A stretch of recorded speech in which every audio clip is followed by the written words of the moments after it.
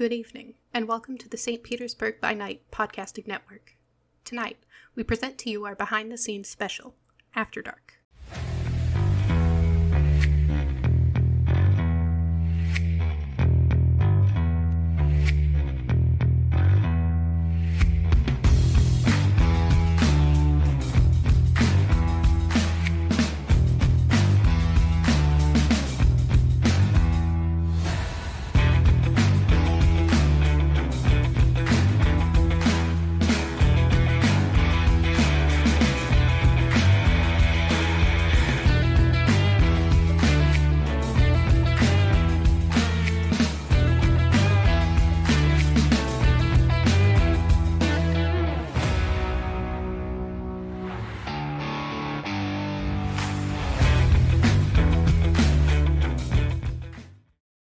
Good evening, everyone, and welcome back to the St. Pete by Night Entertainment Network. My name is Kent, also known as Michikent on all social media, and I am the host of After Dark, which is what you're here to see. It is our behind-the-scenes program where we talk about all things World of Darkness, where we pull back the veil on the Masquerade or the, thing that separates the monsters from the rest of the real world. But we also take a look at the movers and shakers that make the World of Darkness exactly what it is. And let me tell you, we have possibly the movingest and shakingest mover and shaker of the World of Darkness we've had so far. Because for the relaunch of After Dark, for the rebranding, for the facelift that is After Dark this time around for 2025, we have Justin Achilli, the creative director and co-founder of Studio Hermitage, the new kind of gaming company that is moving and shaking the TTRPG atmosphere at large, but who created World of Darkness as we know it today. In my mind, one of the kind of Goliaths that made the World of Darkness what it is. He's here to talk to us about kind of the history of the World of Darkness, as well as his personal history and kind of how it came to be. And I'm very, very honored to introduce our guest tonight. Justin, if you please, introduce yourself to our wonderful audience. I'm Chief Creative Officer at Studio Hermitage, working as Creative Director, Game Director on a number of projects there. But of course, my background is with World of Darkness, going as far back as White Wolf Game Studio. I joined White Wolf back in 1995, starting with the Rage card game. And have worked on, a variety of projects there, everything from Vampire, from Dark Ages. Remember the card game Arcadia, the Wild Hunt, with little pop-up cards, that sort of stuff. The relaunch with the new World of Darkness that became Chronicles of Darkness, and then relaunching World of Darkness with the 20th Anniversary Edition that kind of set the stage for those editions to follow. And even most recently at Paradox Interactive, working on the World of Darkness in the various 5th edition titles. So I've got, almost 30 years with World of Darkness working on it at this point. So, and you've seen so many different incarnations and kind of rebrandings of the product. So you've gotten to see the ebbs and flows and kind of reincarnations, and you've seen them go through a lot of ups and downs. I mean, you've seen it at its peaks, and you've seen it in its valleys of popularity. And so I want to take it back to the very beginning, because one of the things we love to do in After Dark is kind of see when people discovered the hobby. We like origin stories, because in any good story, you got to see where it began. So I want to talk to you about where your love of TTRPGs, or possibly storytelling as a whole, began. How did you first discover this crazy, wild hobby? Because I know for me and for a lot of, us gamers from 30 plus years ago, it wasn't as popular as it is today. It wasn't as openly accessible as it is today. And thanks to, people like yourself, it has become a lot more popular and a lot more easily accessible. But, back in the heyday of D&D and the, satanic panic, it wasn't, as commonly around or as accessible or as available as it is now. So how did you discover TTRPGs, or how did you discover storytelling in gaming? When did it first come into your atmosphere? Yeah, I think my introduction to gaming is probably pretty consistent with a lot of people of my age and era. I first got into games when I was about 9 years old. My first game was D&D. I played in my cousin's basement. So, kind of a very traditional story there. And just loved it, right out of the gate. Stuck with games. I had kids on my street who played. So, we'd get over and I always liked the sleepovers, right? We'd go over and spend the night at each other's house, and then play games all night, and have those epic 16-hour marathon gaming sessions, which I don't really have time for now as an adult and as a parent. But I look back fondly on those sorts of things. I fell out of it a little bit in high school and got back into it. In my early 20s, when I was actually dating a woman, and we were both Anne Rice fans. And at one point, she came up with the conversation with, "Oh, well, here's this game, and it lets you play the vampires, like we have in Vampire Lestat." And I'm like, I know what those games are. I know how those work.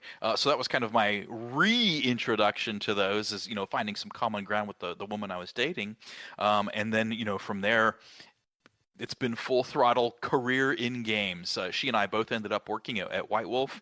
I stuck with it, and she went back to Texas at one point. When we split up, but I have never looked back. I have been in games for 30 years professionally at this point, and I still love it. In my personal time, I love making games as a job, and I love playing games as a games enthusiast. I think a lot of people would want to know, how do you even get into a career like that? Because I know when I was, interested in that kind of thing, I would look into like how that's not a career field. I think that's sort of something that's becoming more of a possibility now, that you can start to find that as like a possibility or a major in college. Now those types of things are starting to come up. Like now being a video game developer is actually a college career. But when I was younger and when I was going to college, that was unheard of. Like becoming a games tester was unheard of, or developing TTRPGs.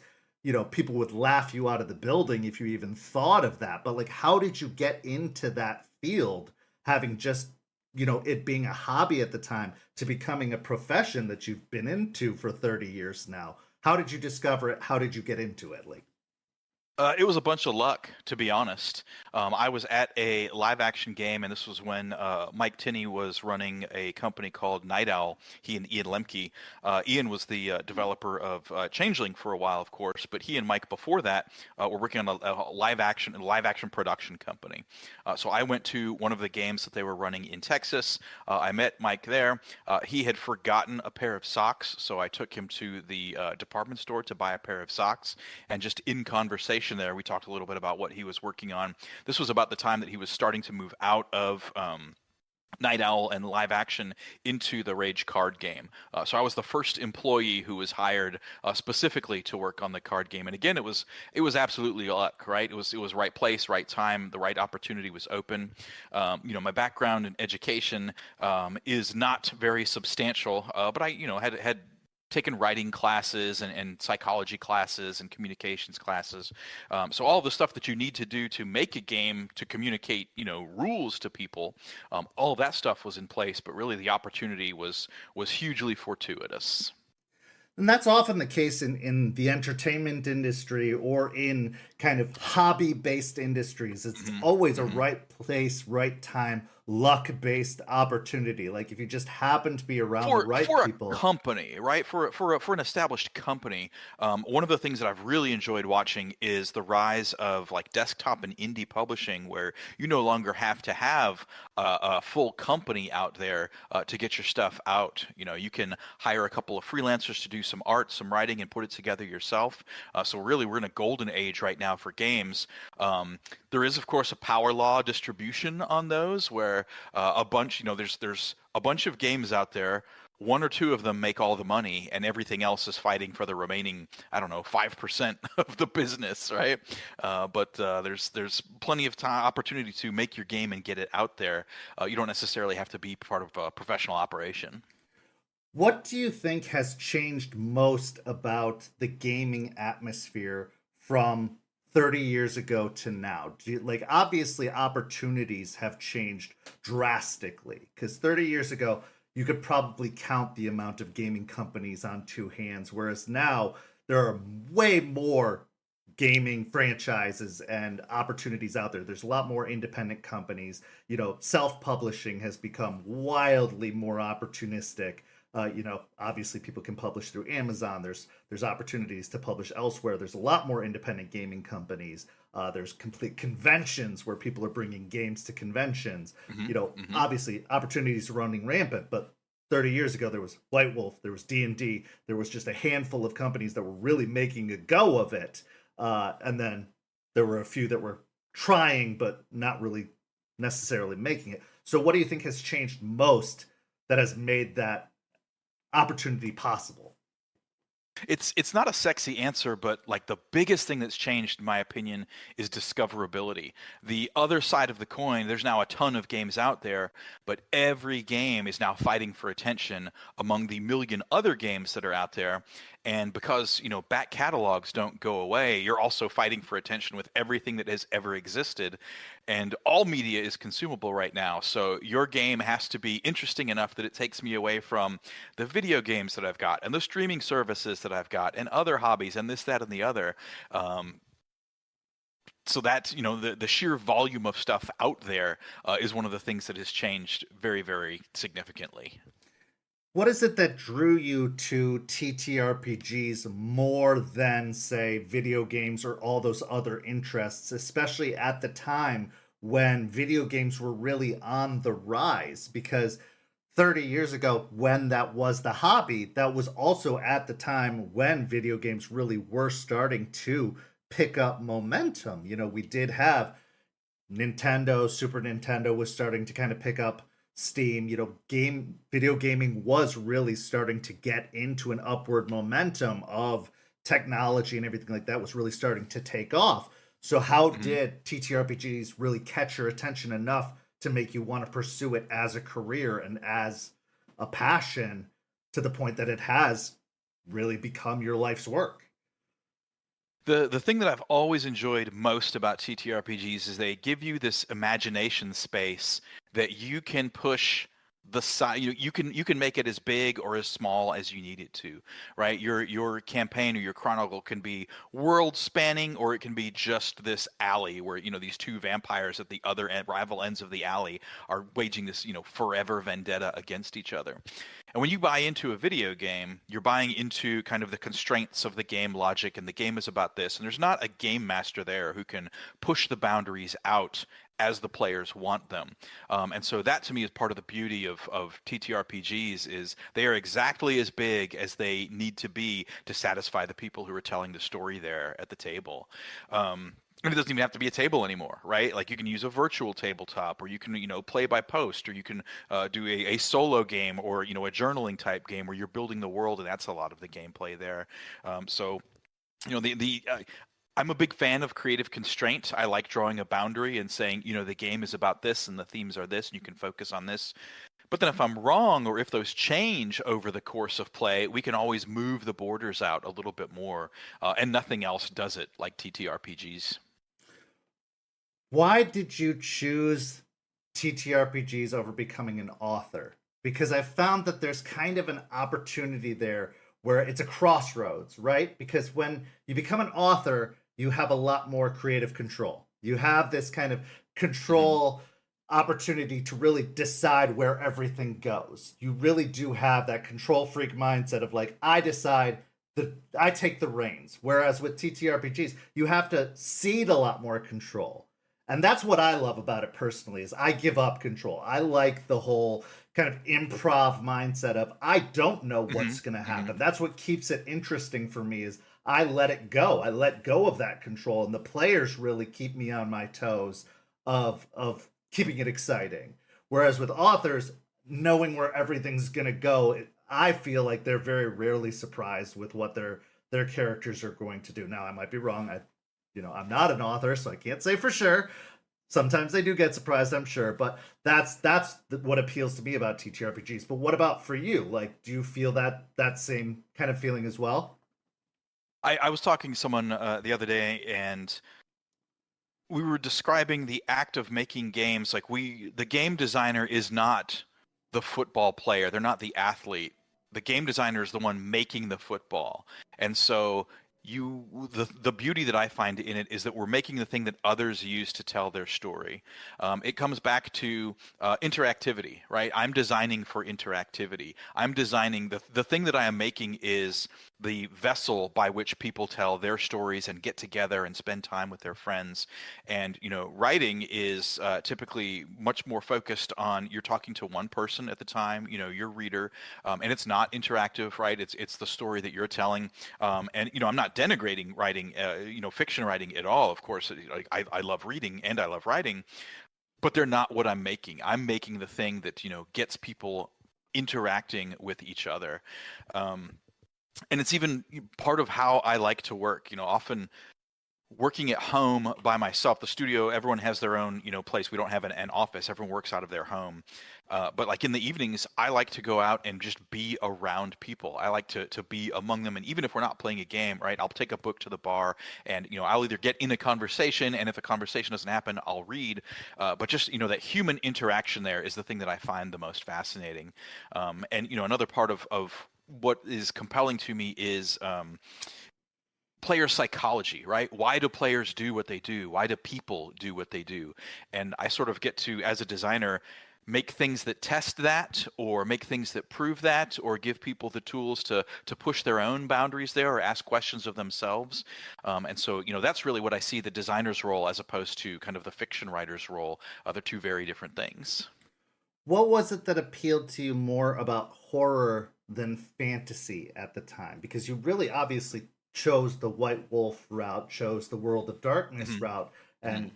contributed primarily to that more than going the fantasy route of Dungeons and Dragons or that way. I mean, obviously, we can get into talking about Exalted and everything like that, which does take more fantastical elements. Although I do want to hear your thoughts about how Exalted plays into the World of Darkness. There's a big theory about that it is a part of the World of Darkness, which I do want to delve into that with you a little bit. But why did horror appeal to you primarily, or was it just that this was the avenue in, and so you committed to that? Expand on that. I've had opportunities to work on a variety of things. I have worked on Exalted. I did the third edition of the Ravenloft setting for D&D, right? So I've had tons of opportunity to work on other stuff. But the thing that always pulls me back to horror is the vulnerability of it.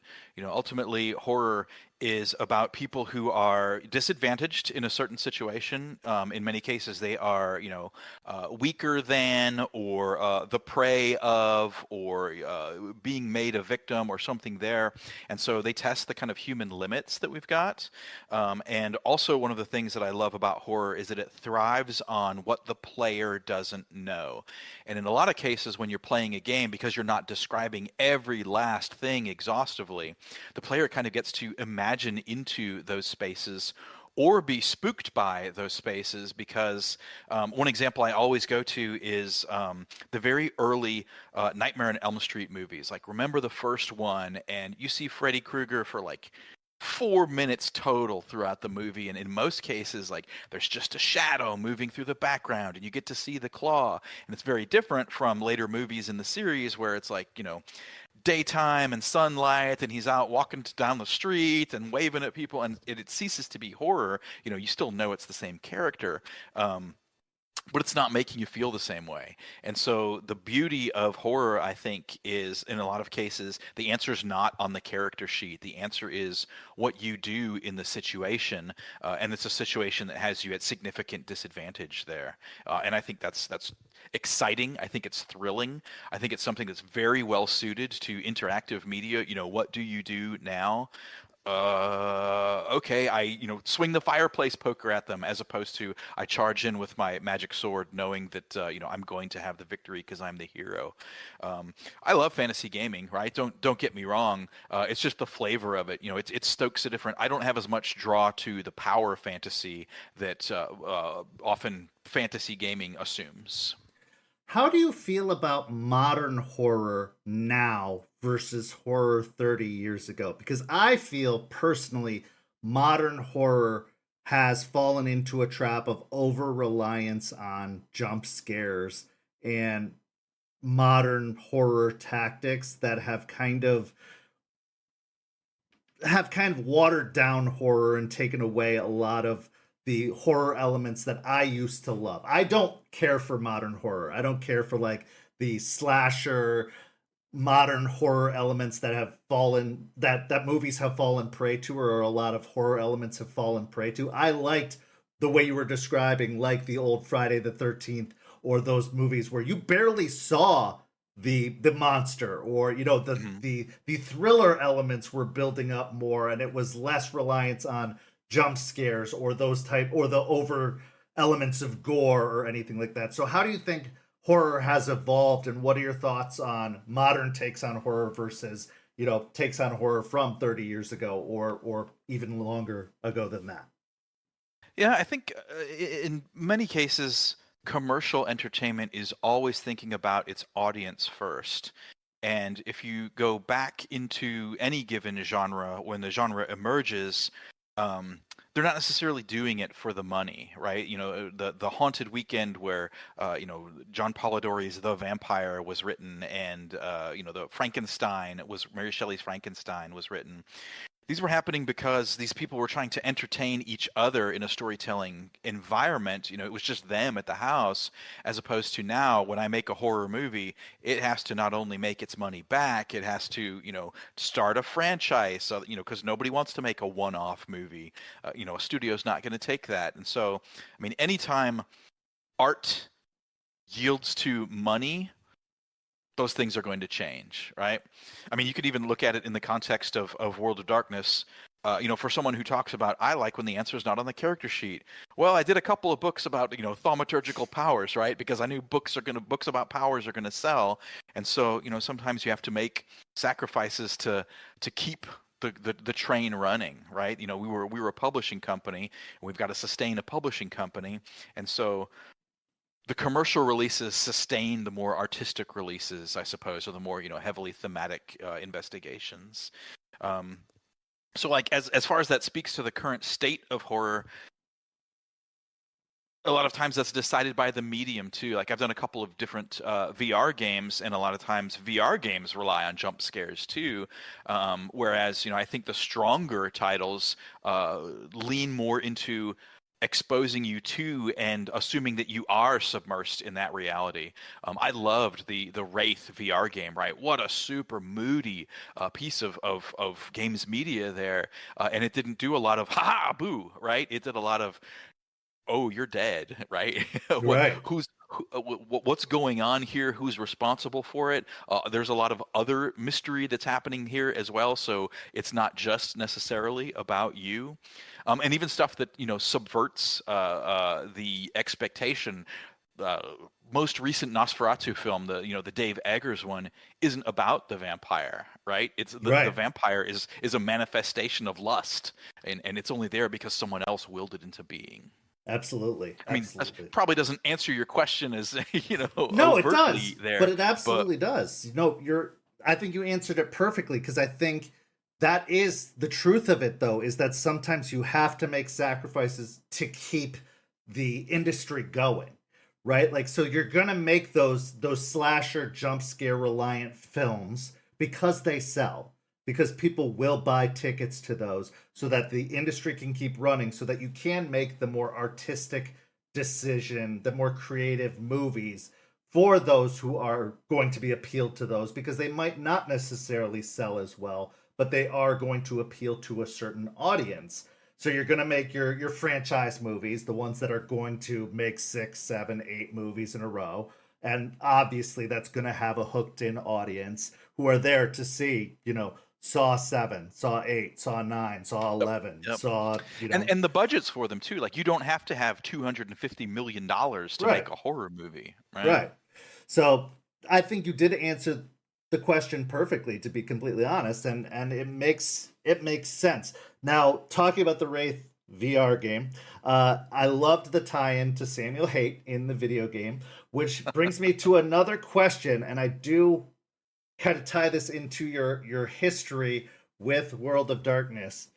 What is a decision that was made during your time at World of Darkness or at White Wolf that was heavily criticized, but that you stand by?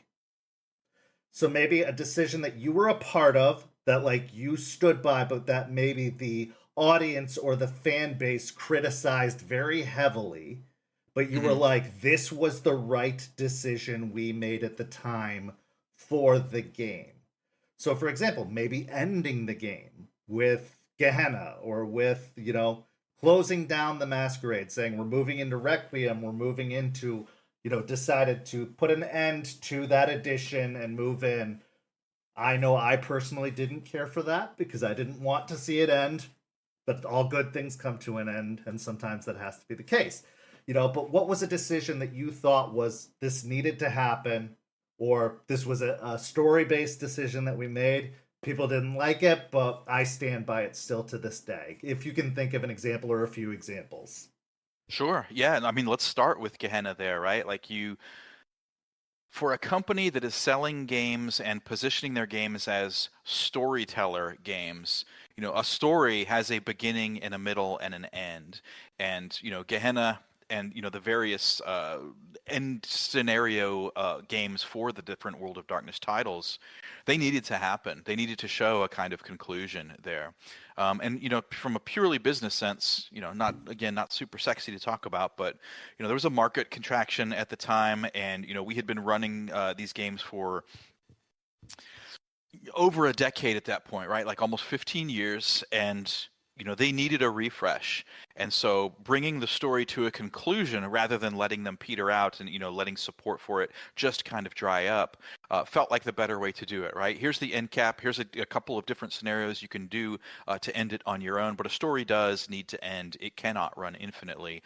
And so if nothing else, these served as examples for how you could do it. You could choose one of these 4 scenarios, or you could bring it about your own, influenced by these, or you could say, oh God, these are all nothing what I want. I'm going to stay away from all these and do our own thing, right? So there's something there that in the craft of making stories, especially when we talk about running ongoing, chronicles, there's often an assumption at the very beginning that it's going to run forever, right? When you play D&D, you're going to go through all 20 levels, and then you're going to become gods, and et cetera, et cetera. And, that's just not realistic, I think, for most people. Most games, I think probably most repeating games fall off somewhere between 3 and 20 sessions. And so being able to plan for those sorts of things, I think is really a benefit to storytellers who don't have to have, a million plot threads going and, a million plates spinning at the same time to keep everybody invested. If you choose, 3 big things that your chronicle wants to do and hit those hard, that will, I think, give a much better feel to the players than this kind of open-ended, infinite, okay, what are the vampires going to do now?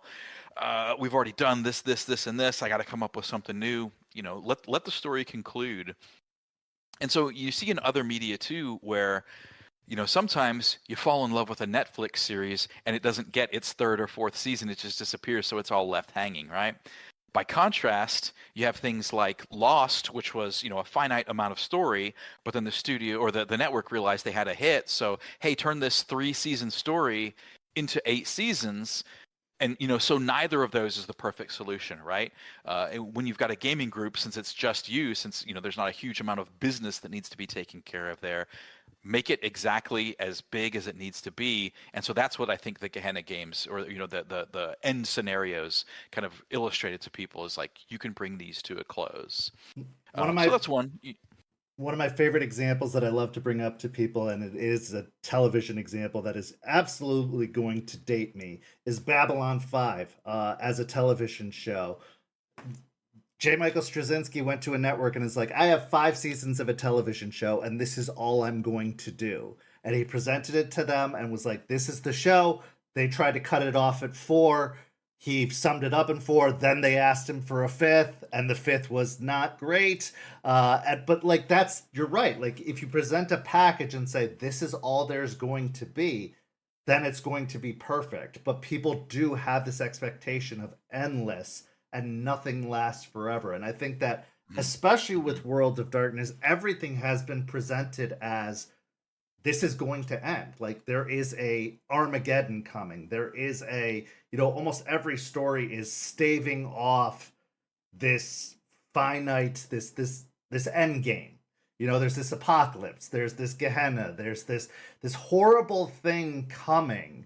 And when you've been promising this horrible thing coming for a decade of real life time, eventually it's got to come for all of us. It's got to show up. Built into the identity of the games too. Like, Gehenna is the vampire's fault. Yeah. Right? The apocalypse is what the werewolves failed in their, Gaia-proven duty to hold back. All of the various endings have something to do with the responsibilities of the World of Darkness creature types there. So it's built into their identity. And you don't have to use it, right? Not every vampire game needs to concern itself with, and then Gehenna came and everything, blew up in a cloud of fire and blood. But it should always be there, exerting its pressure on what the monsters are facing each night. Absolutely. Absolutely.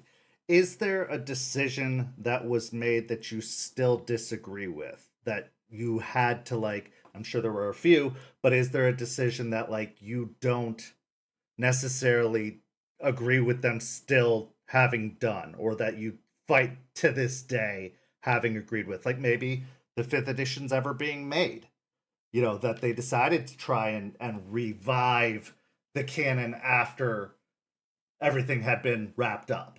Or the fact that they did try to, reset the canon with Werewolf 5th edition, although now they're saying they're still trying to revive elements of 5th edition, of the old canon in 5th edition, even though they said they reset the canon. Like, are there any decisions that you kind of still to this day, or even in the older editions, are like, I wish they hadn't done that?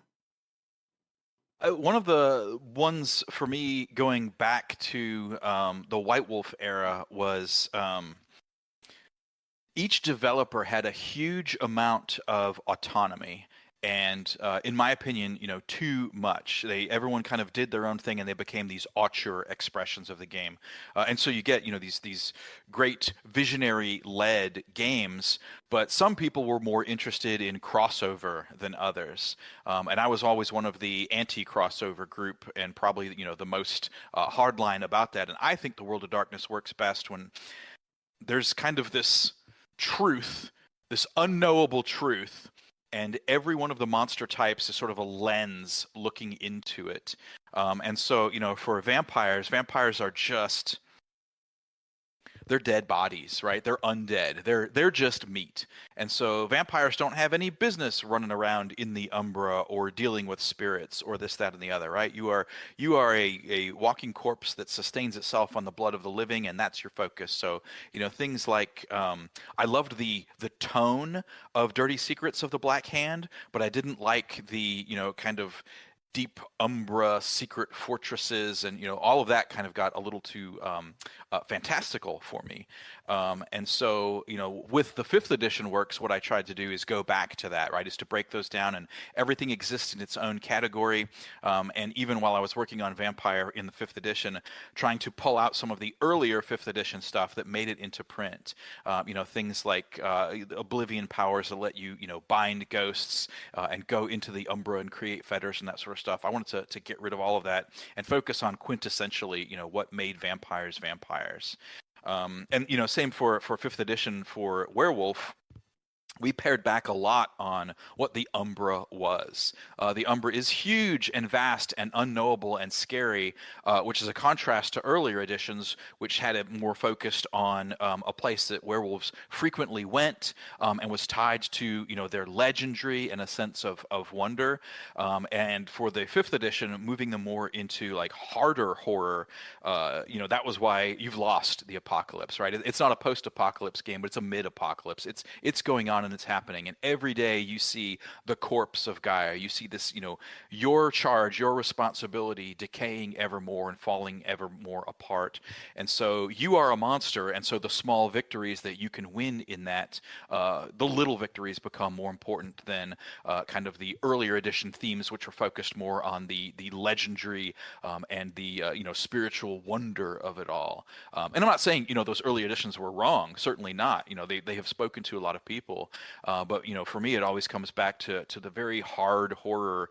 And even with Hunter 5th edition, you are a person, just a regular human, a regular mortal who knows this terrible secret. And so we pulled out the imbued, and in many cases, what makes you a monster. If you every night are going out to fight what you believe to be monsters, and your wife sees, oh my God, my husband went out last night and killed someone, then you become monstrous in the context there. So the learning more and protecting humanity sets you more and more apart from them, which is one of the tragedies and ironies of Hunter there. So my focus on these has always leaned really hard into the horror side of it, into the horror of what you are and the horror of the space of the world, which definitely hasn't always landed with some of the earlier editions, enthusiasts of it got much more into, I like Werewolf because it lets me be this hero, right? It lets me be this character, this monster of legend who's fulfilling its destiny. And Werewolf 5th edition isn't that at all. It's you living amid your failure. I loved that about all of the 5th editions, honestly, because when we were creating this server and I was talking to people, I was teaching a whole bunch of new people about World of Darkness. I was introducing 100 some odd players to World of Darkness who had never experienced it before. And I was at this crossroads where I was like, do I want to introduce them with the old editions or the new editions? And I had never played the new editions before either. I was an old edition, loyalist. But then as I started exploring the new editions, I was like, I loved how stripped down and simplified it was. Because when you're trying to teach people brand new to everything, the older editions are very intimidating. Like, there's a lot there to dig into. But I did like the fact that it was just like, you're a monster and this is a tragedy. Like, what you're walking into is a tragedy.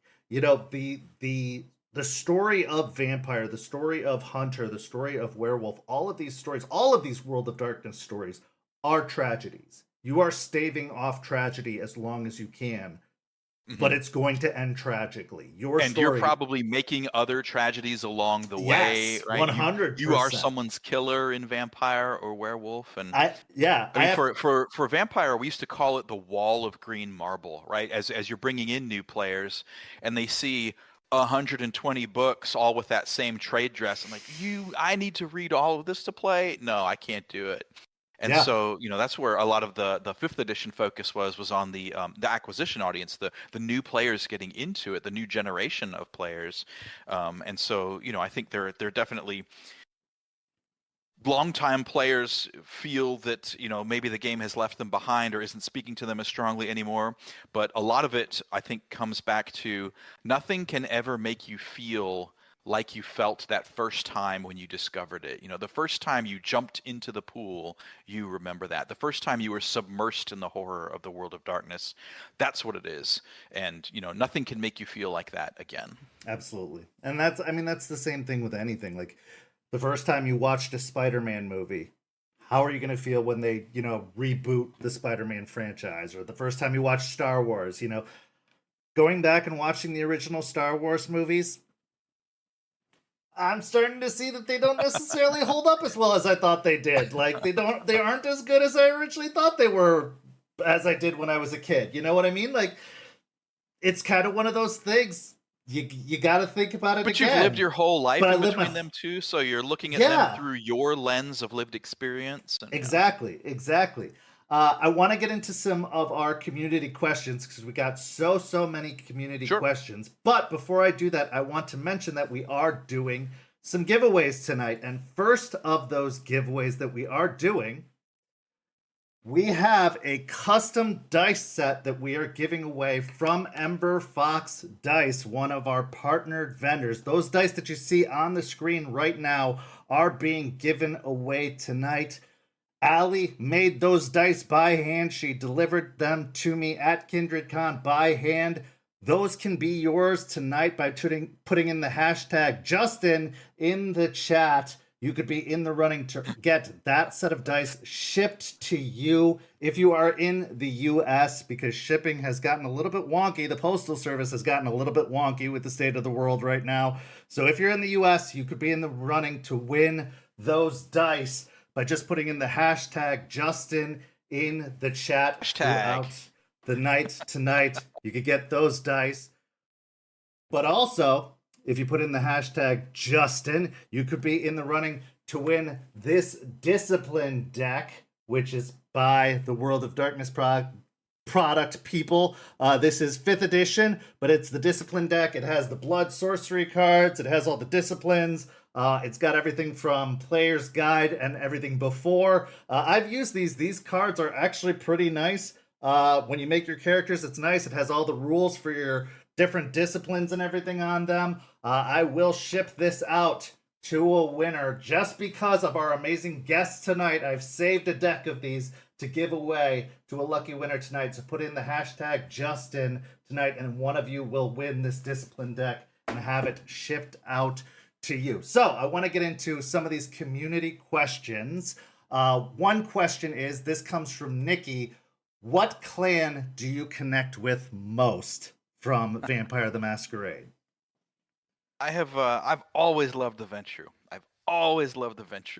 just love their je ne sais quoi, their having all the money, they're having all the resources. I love them for all the reasons I find that despicable in real life, but that feels like very fertile storytelling ground. More recently, I find that my heart is actually probably with the Bruja or perhaps the Toreador more. Values change over time. Absolutely. But, I always come back to that Ventrue well, man. I think Ventrue was my introduction into World of Darkness. I mean, they were my starting clan. I found that they were a great starting point for me. Of course, over time, I did find myself to become a Malkavian main. That's where my heart ended up lying with World of Darkness. But I think that there's something to be said with every clan, and that's a beauty of the way the game was designed.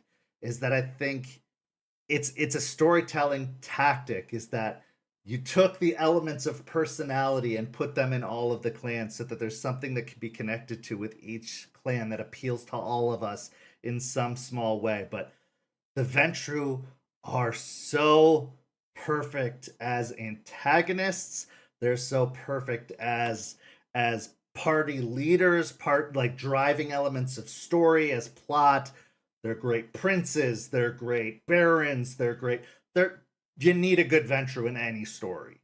Whether it's as an NPC or as a member of a coterie, Ventrue are really, really, really fundamental. Those original 7 clans really did a great job of leaning into the classic archetypes of vampires. And of course, the Ventrue is the aristocratic vampire, right? Your Bela Lugosi Dracula. Mm-hmm. The Bruja are your Lost Boys, right? They're your young punk vampires. The Gangrel being the animalistic vampires, and the Nosferatu being the hideously ugly vampires. The Malkavians, with a kind of Victorian sense of madness as the vampire. Renfield, the vampire witch. Yep. And the Louis and Lestat and the Toreador. Those are such strong archetypes. But going back to the game design principles, like we were talking about a little while ago, the clans themselves create a sense of what you can expect to do in the game. And so like now when I design, I always set aside, if there's a player faction or class or whatever, they all have verbs. Right, the verbs describe what the player can expect to do in the game with them, and so you can see that we, when I was with Paradox a couple of years ago, we put out those lists of verbs, and in many cases, we published in when we did 5th edition for Hunter and for Werewolf, we wrote those into the tribe and creed descriptions. Right, we put the verbs right there, but for the Ventrue, owning things and buying things and sneering at things, your verbs are pretty distinct. They very much are. They very, very much are. Our next question comes from Nori, which is, what was your favorite World of Darkness splat? And by splat, I mean vampire, werewolf, hunter, mage, wraith, like overall splat, not specific book necessarily from that splat. Sure. The Vampire obviously is the one I'm most associated with, and of course I love Vampire. But my love affair with the World of Darkness actually started with Mage. Mage was the one that hooked me, which in some cases is maybe the least immediately or least overtly horror about them, because it's your ability to shape and change the world, which turns into horror pretty quickly, right? When you see what people's what people who have infinite ability to change reality do. But Mage was my first get into it, and the first game that I played with any substance long-term online was Werewolf. This was back in the days of BBSs, and I played in an online Werewolf game for one of the local BBSs when I was in Dallas. Night Child's Realm, or what was it called? The Jihad. The server was the Jihad. So I can't probably pick a favorite splat, but definitely that triumvirate of Mage, Vampire, Werewolf is the one that I think is probably the most distilled of the World of Darkness.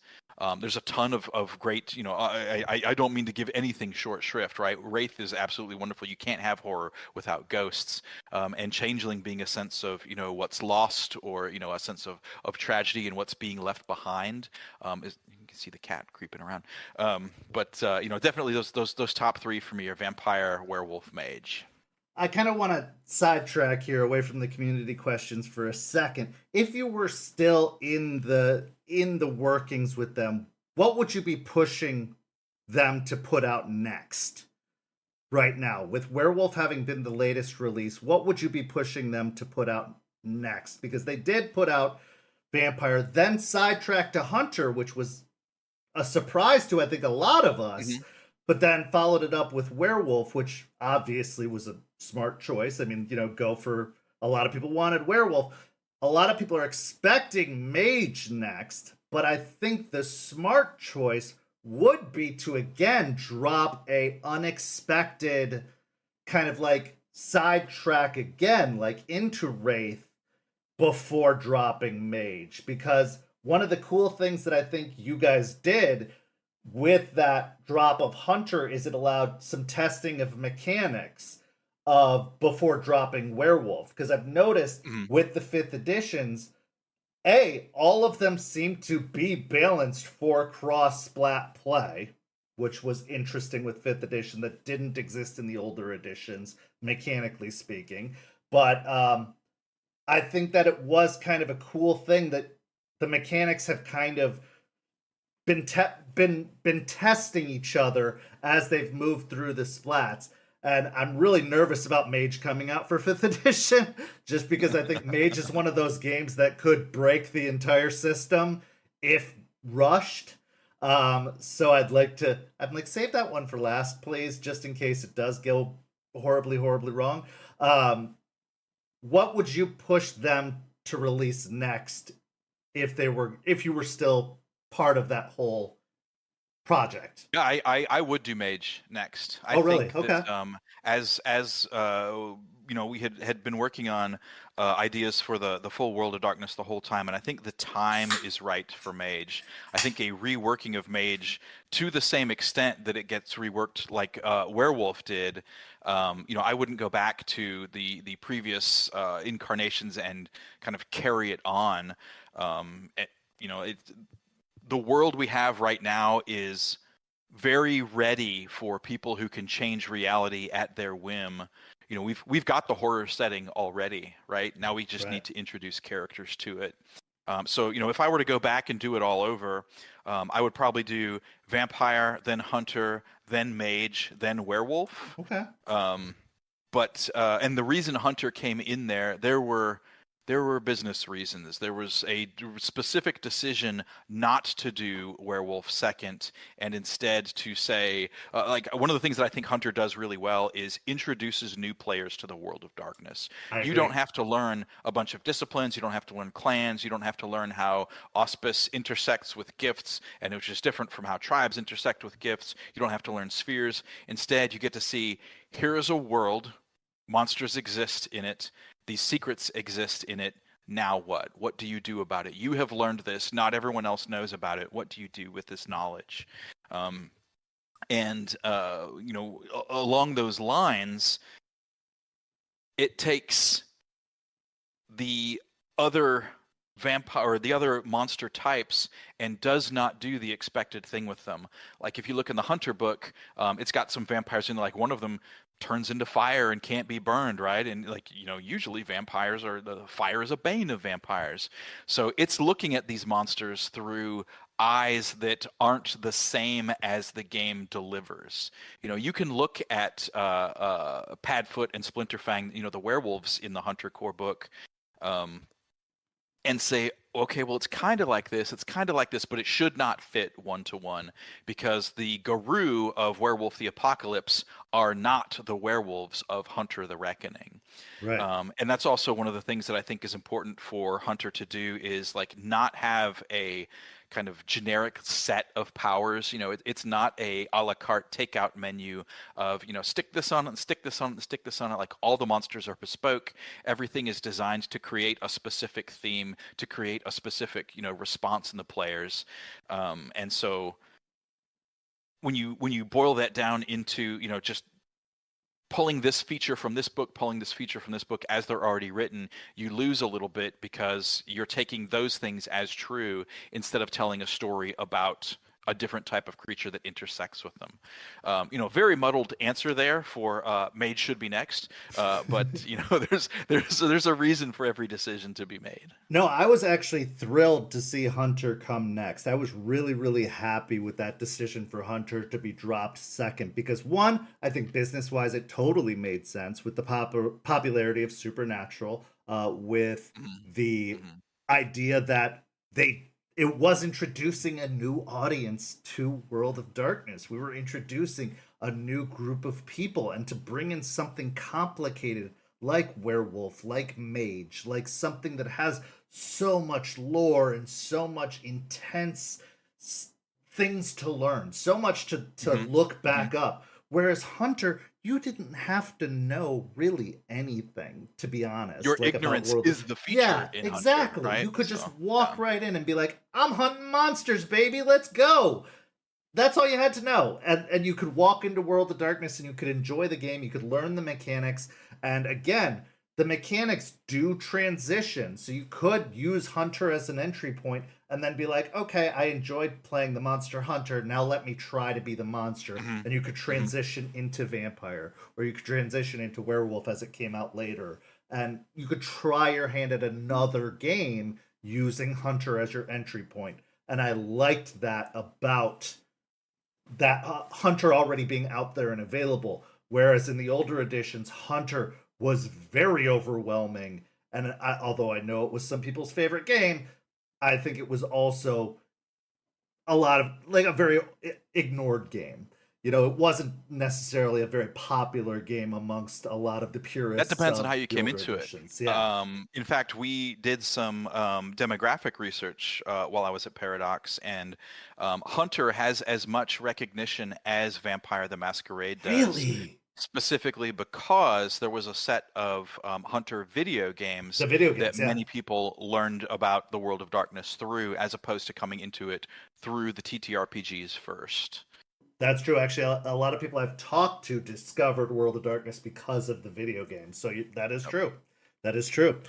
Back to the community questions. What is your favorite edition of World of Darkness? This is a good question, and it's a question that I hope the answer is satisfactory for, but it depends on what I'm wanting to do with the story that we're telling. Like going into Vampire specifically, I love first edition for that idea that there are conspiracies and wheels within wheels. And like I actually break this out. I have the fortune of knowing, each of the developers personally, but like the very early Andrew Greenberg era was about those conspiracies, was about those secrets within secrets, and eventually they grow to consume the world. And then after Andrew Greenberg was Jennifer Hartshorn. She had left Wraith to do Vampire for a while, and her Vampire was very much love beyond death. Right, was these doomed relationships because someone has become a vampire, or the secret of the World of Darkness has consumed them, and the other person is on the outside. Then the third person to work on Vampire was Rob Hatch. And he did some amount of second edition, but also led the way into the third edition or the revised edition. And Rob's focus was on the vampire as an utterly alien creature. You were human, but now you have become something that looks human but doesn't relate to humans at all anymore. In fact, you need human blood to survive. You are a monster hidden among the things that you used to be. Now, what awful things will you do to satisfy your needs? Based on the people hiding them among the people you once were. I was the fourth developer, and my focus for Vampire was vampires were all junkies or substance abusers, substance addicts, and this has a lot to do with kind of my own personal history and my own substance abuse problems, but every vampire needed this thing, and they would do anything to get it. How far will you debase yourself to get this thing that's next? And then, ultimately, and that carried all the way through the, 20th anniversary edition of Vampire, when we collected everything and put it in one, big book there, which Eddie Webb does not get enough credit for doing. He did a huge amount of the heavy lifting there. And then 5th edition, I love for kind of going back to that early edition feel, but even more so. It is, looking into a world of wondrous horror and realizing I'm the vampire, now what? I have just become a vampire, now what? It doesn't even pay attention to the world-spanning conspiracies anymore. It is, you're a vampire tonight, what are you going to do? How are you going to get by with it? And I love that intimacy. That is the, I loved how big and cumbersome and broad the revised edition, the 20th anniversary edition got. Like, look at all these bloodlines in this group and this group. And then I love, by contrast, the complete flipping of that. And you're a vampire on this street. What's going on? Right? That's what I love about the 5th edition. So there is something to love about each edition there. It depends on what you want to do. Absolutely. I agree. I do have a question though about the 5th edition and kind of during your tenure with 5th edition. I noticed that there was kind of I wouldn't say an abandoning, but a vague kind of reference to the meta plot. Because meta plot was a big thing in the older editions, obviously. There was a lot of checking in on what the Theo Bells of the world and stuff were doing. They kind of kept updating us on what the overall state of the world was. And even in 5th edition with Chicago by Night, with Fall of London, they kept us up to date. But then I felt like there were some things where they just kind of let it go and didn't really decide to follow up, or just didn't want to give us an answer on those things anymore. Was there a rationale behind that, or a reason behind that, or was it just we're gonna wait to follow up on that for another book, or or something later? Or is it just one of those, like, you do what you want with it, we're not interested in really dealing with that, or that's not a focus for us right now, or we don't, that's not what we're looking to do with 5th edition? Like, is there a rationale behind that? The most significant rationale is that there was a very big change in how people were using Vampire, and it happened very, very rapidly in the 5th edition period, but it also has to do with how people were consuming it very early on. And so back in like the late 1990s, when I was working on Vampire in the revised era, probably 50+% of the audience wasn't playing the game. They were buying the books to keep up with the meta plot.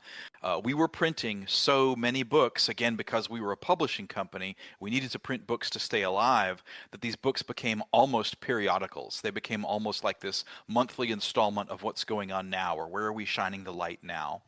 And then that stopped. Right, we switched over to do New World of Darkness, became Chronicles of Darkness, and then when CCP bought the World of Darkness, the focus was entirely on making the MMO, and so there wasn't as much support for the tabletop role-playing game. And then we changed that when we did the 20th anniversary edition. We said, hey, here's a new edition. And we talked to some distributors, some sales groups, and one person said, I remember, like, yeah, we could probably sell 2,000 of these, so we didn't want to work through them, right? We went for crowdfunding as opposed to through a traditional sales company, and we doubled their estimate just right out of the gate, and then it continued to grow. And we did that in 2011, and so the 20th anniversary edition has still been running strong for the 15 years since then, right? So it sold more than 2,000 copies, but then how that changed was the 20th anniversary edition was the thank you to the community, right? It was, hey, thanks for being a part of this for 20 years. We don't know how much longer we're going to get out of it, but this is the one with everything, right? This is the book. This is the 400+ page vampire book that collects everything. And then when the change was made to 5th edition, it was different people, it was a different group, and the intentions for it were different. What they wanted to do with the 5th edition then was to do a new edition of the game and then have it live on through these experiential periods of play. There was the intention to drive a lot of it through LARP, where the live action games would be steering the events or showcasing these events. And so yearly, things would change very significantly. It was very early on, 5th edition was tied to a progressive meta plot. But then, for a number of reasons, COVID happened, and that creative director wasn't with the company anymore, and the focus for, blockbuster LARP is not a way to, to sustain the publishing side of this. And, of course, being owned by Paradox wants to make video games of these, right? And so, the focus shifted more to delivering on what those were, as opposed to this is a almost like a streamed piece of media, right? A series of sequential media. And so when I started there was a hard, like, we're done with the meta plot, right, for 5th edition. And Vampire suffers from, for better or worse, always being the canary in a coal mine for new editions. It does not get to change enough. It gets to see, what is the audience willing to do here? And so, when we did Vampire the Requiem, it wasn't different enough from Vampire the Masquerade. When Vampire the Masquerade 5th edition came out, in my opinion, it was not different enough from its predecessors. Like, it should have done like we did with Werewolf, made a hard break and said, whether it's different clans or, only 7 clans or, whatever, just make the clean break, focus on the themes that you want there. So it tried to serve, I think, too many, at the time that it launched, it was trying to serve too many masters, I believe.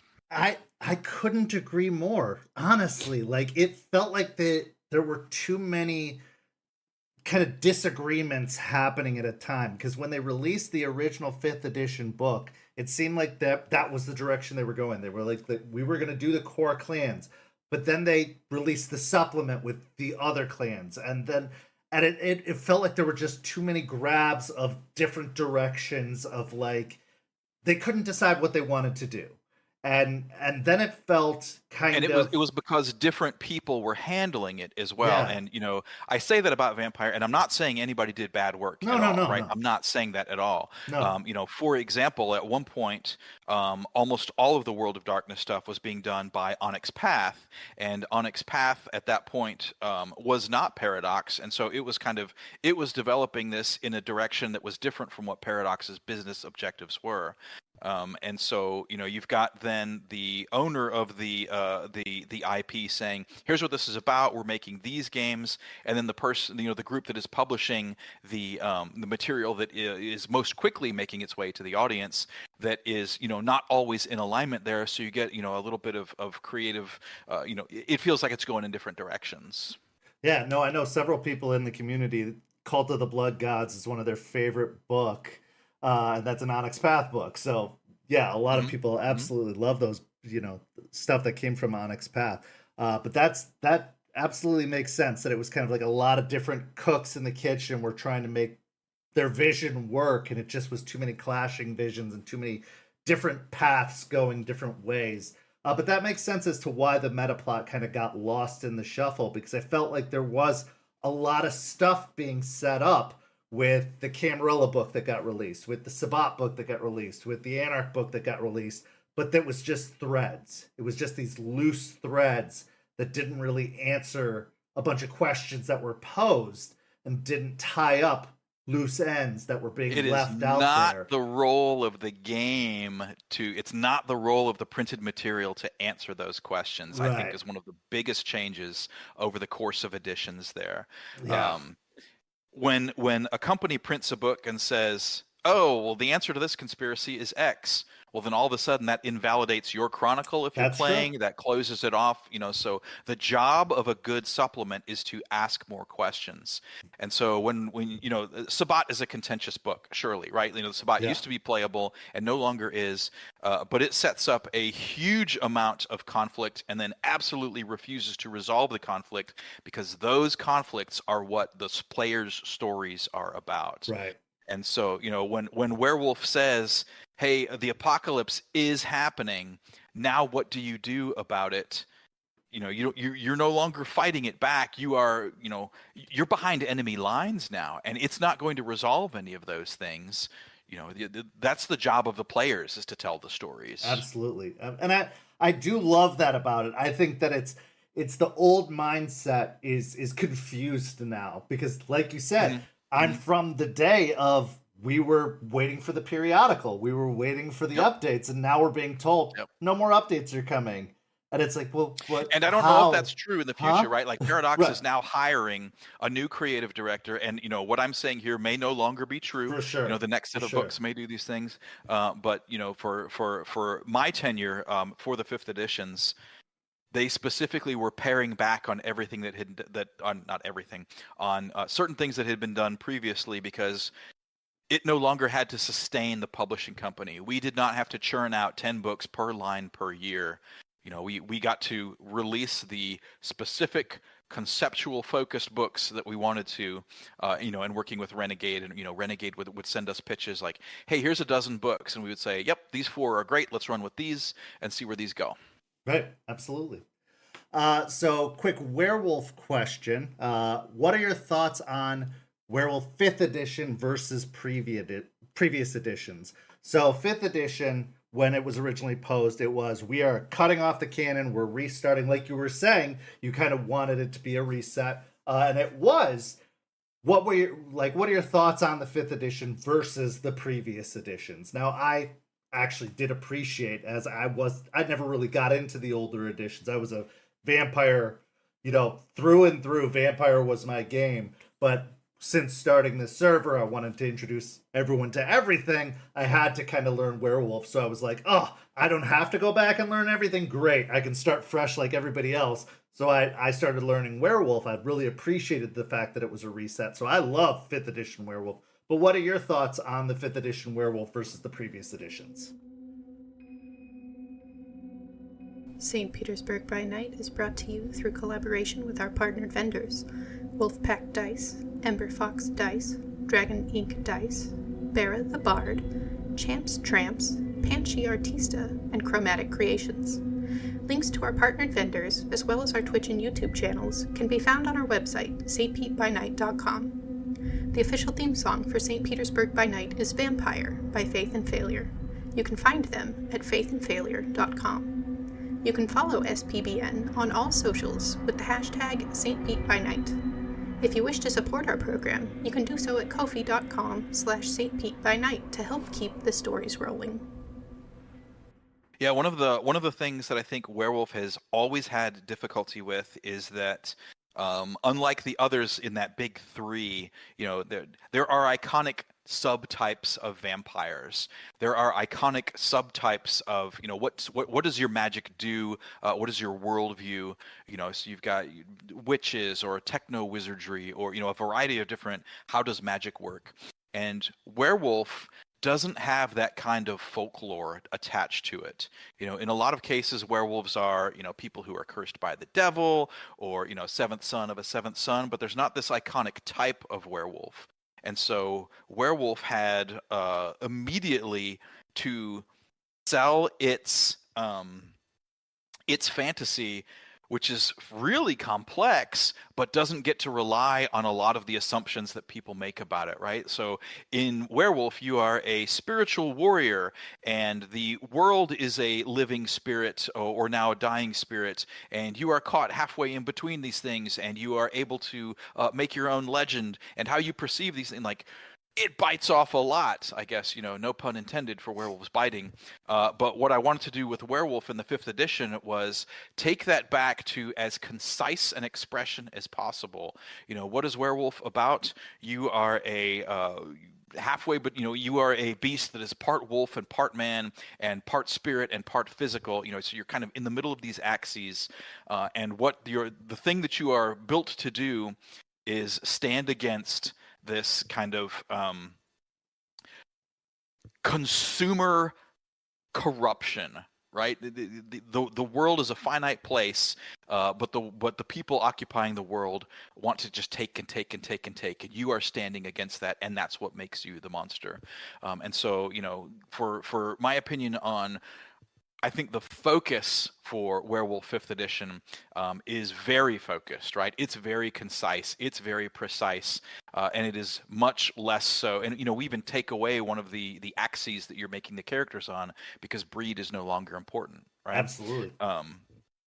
And so, I love Werewolf. I love the history of Werewolf. It, again, is one of the first games that I played online for World of Darkness. But again, for getting a new player into it, it's already got to go uphill. And so we tried to strip it back to, what is the most immediate message that players can be acting upon. Well, and it made it very accessible. It took away a lot of the more culturally problematic elements that some of the older editions had, because obviously World of Darkness was a product of its time. If we could turn back time, I'm sure there's a lot of things we would have changed about some of the older editions if we knew then what we know now, but we didn't. It was a different time. It was a different age then. We were doing with what we knew back then.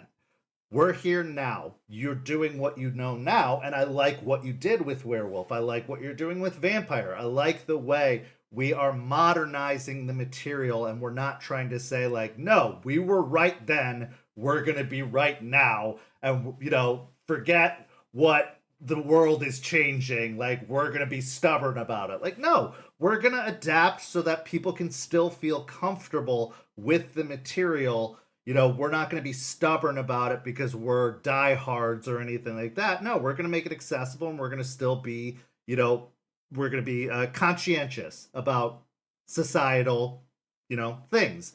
And so I did like that about Werewolf, is that they did try to still be very accessible about it. And so it did make it a comfortable and accessible game. And I liked that about it a lot. What werewolf tribe do you identify with most, since we did vampire clans? Yeah, I think probably Bone Gnawers for me are the ones that are most appealing. Absolutely. Do you get to participate in World of Darkness games anymore? Do you even Yeah. Oh yeah. Okay. Do you? Yeah, where I am in North Carolina, there's a really strong local games community that was even better than when I lived in Atlanta and was working at White Wolf. And so like every year, once or twice a year, there are specific events that one of these game groups runs, and I always host a game for those. Um, I don't play in as many like long-term chronicles as I did previously, and a lot of that just has to do with available time. Makes sense. But like I love three-story arcs. I love, kind of, hey, here's a sandbox. What can we do in it? And so, I'm not doing as much long-form stuff with it anymore. I like when they are not one-shots because one-shots, you basically. Are we okay for language here? Yes, please. Because one shots you often get the fuck it's, right? Like you don't, you're not coming back to the character, so like, yeah, sure, whatever. I set everything on fire, then go skipping out of town. Yeah. I like when there's 3 to 5 sessions where you can have consequences, where you can start to build things, of lasting meaning. And so those really are the sweet spot for World of Darkness for me right now. Well, and that's the thing about World of Darkness that I've felt a calling to as a game more than any other game is the fact that there is a strong sense of responsibility and consequence. I relate more to World of Darkness characters than I do to D&D characters or to other gaming characters because I feel like this is the real world. This is the world I live in. So I can identify with my characters even though they are monsters, werewolves, vampires. They were once real people. They were once people who lived in the same world I live in.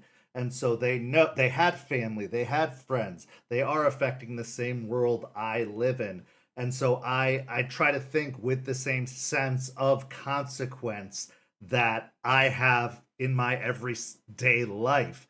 So Mm-hmm. you're right, like with that one shot mindset of like, fuck it, burn everything down. Your character wouldn't have that. Like they aren't living in a one shot. You, the player, are living in a one shot, Yep. but they aren't. So Yep. why would you still play them that way? Like, And that's not necessarily wrong, no, right? Like yeah, for that's what the sure. game is letting you do. The game is letting you try on another life. But that's, I think the beauty of sequential games is that you do get the consequences. You do get, your trouble stacks over time, or the things that you accomplish stack over time.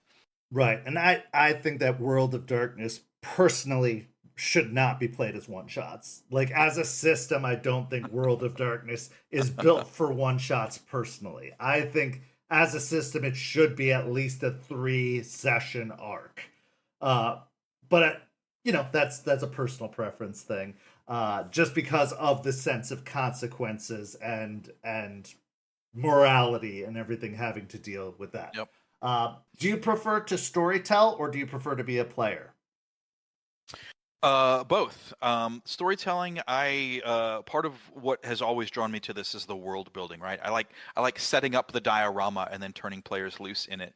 But there's also a joy and an abandon in being able to go and play and do stuff in the amusement park, right?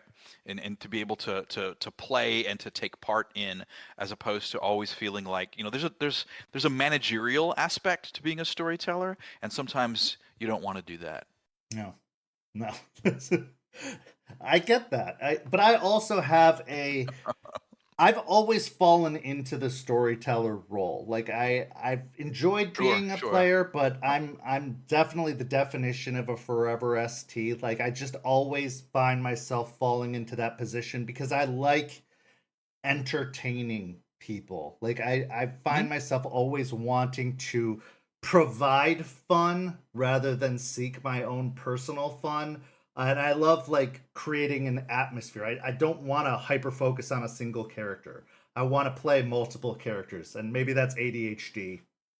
Maybe that's just what it is. Is that I don't want to spend too much so time. much of this varies by the player too, right? Like I've played in vampire games of 6+ players, and I don't particularly like it, right? People are fighting for their own, share of the spotlight. I think the perfect spot for vampire is like 3 characters. But for other people, that's not true, right? Some people like the larger games, or some people prefer, a much more intimate, even one-on-one, solo storyteller experience. And so, finding out the type of story you want to tell is as much of the, mastery of the game as, character advancement or, learning the rules or something like that. It all comes back to the story you're telling. What's the best venue for it? Absolutely. Absolutely. So Mango says, in my experience, World of Darkness players and STs are frequently some of the people most determined to fight against the darkness that occurs in day-to-day life. Would you agree that this is due to the gameplay allowing individuals to better understand the impact of making monstrous choices, or do you have a different theory? That's a long-winded question, but I'd be interested to hear your thoughts. It's a good question. And part of it is the game itself, the rules set up situations that allow you, encourage you, and even demand that you be bad, but then you're punished for it. You realize the consequences immediately. And so, if it was just a game about constantly being awful, the world sucks and you're this jerk who's in it and you're only going to make it worse, like, that wouldn't be, there's not much of a game there, just this kind of series of mindless atrocities. Ugh. And so, that's why there are systems like Frenzy. And, Frenzy makes you do awful things, but then immediately saddles you with the responsibility for them. So the game says, yep, be bad. Okay, here's what being bad did.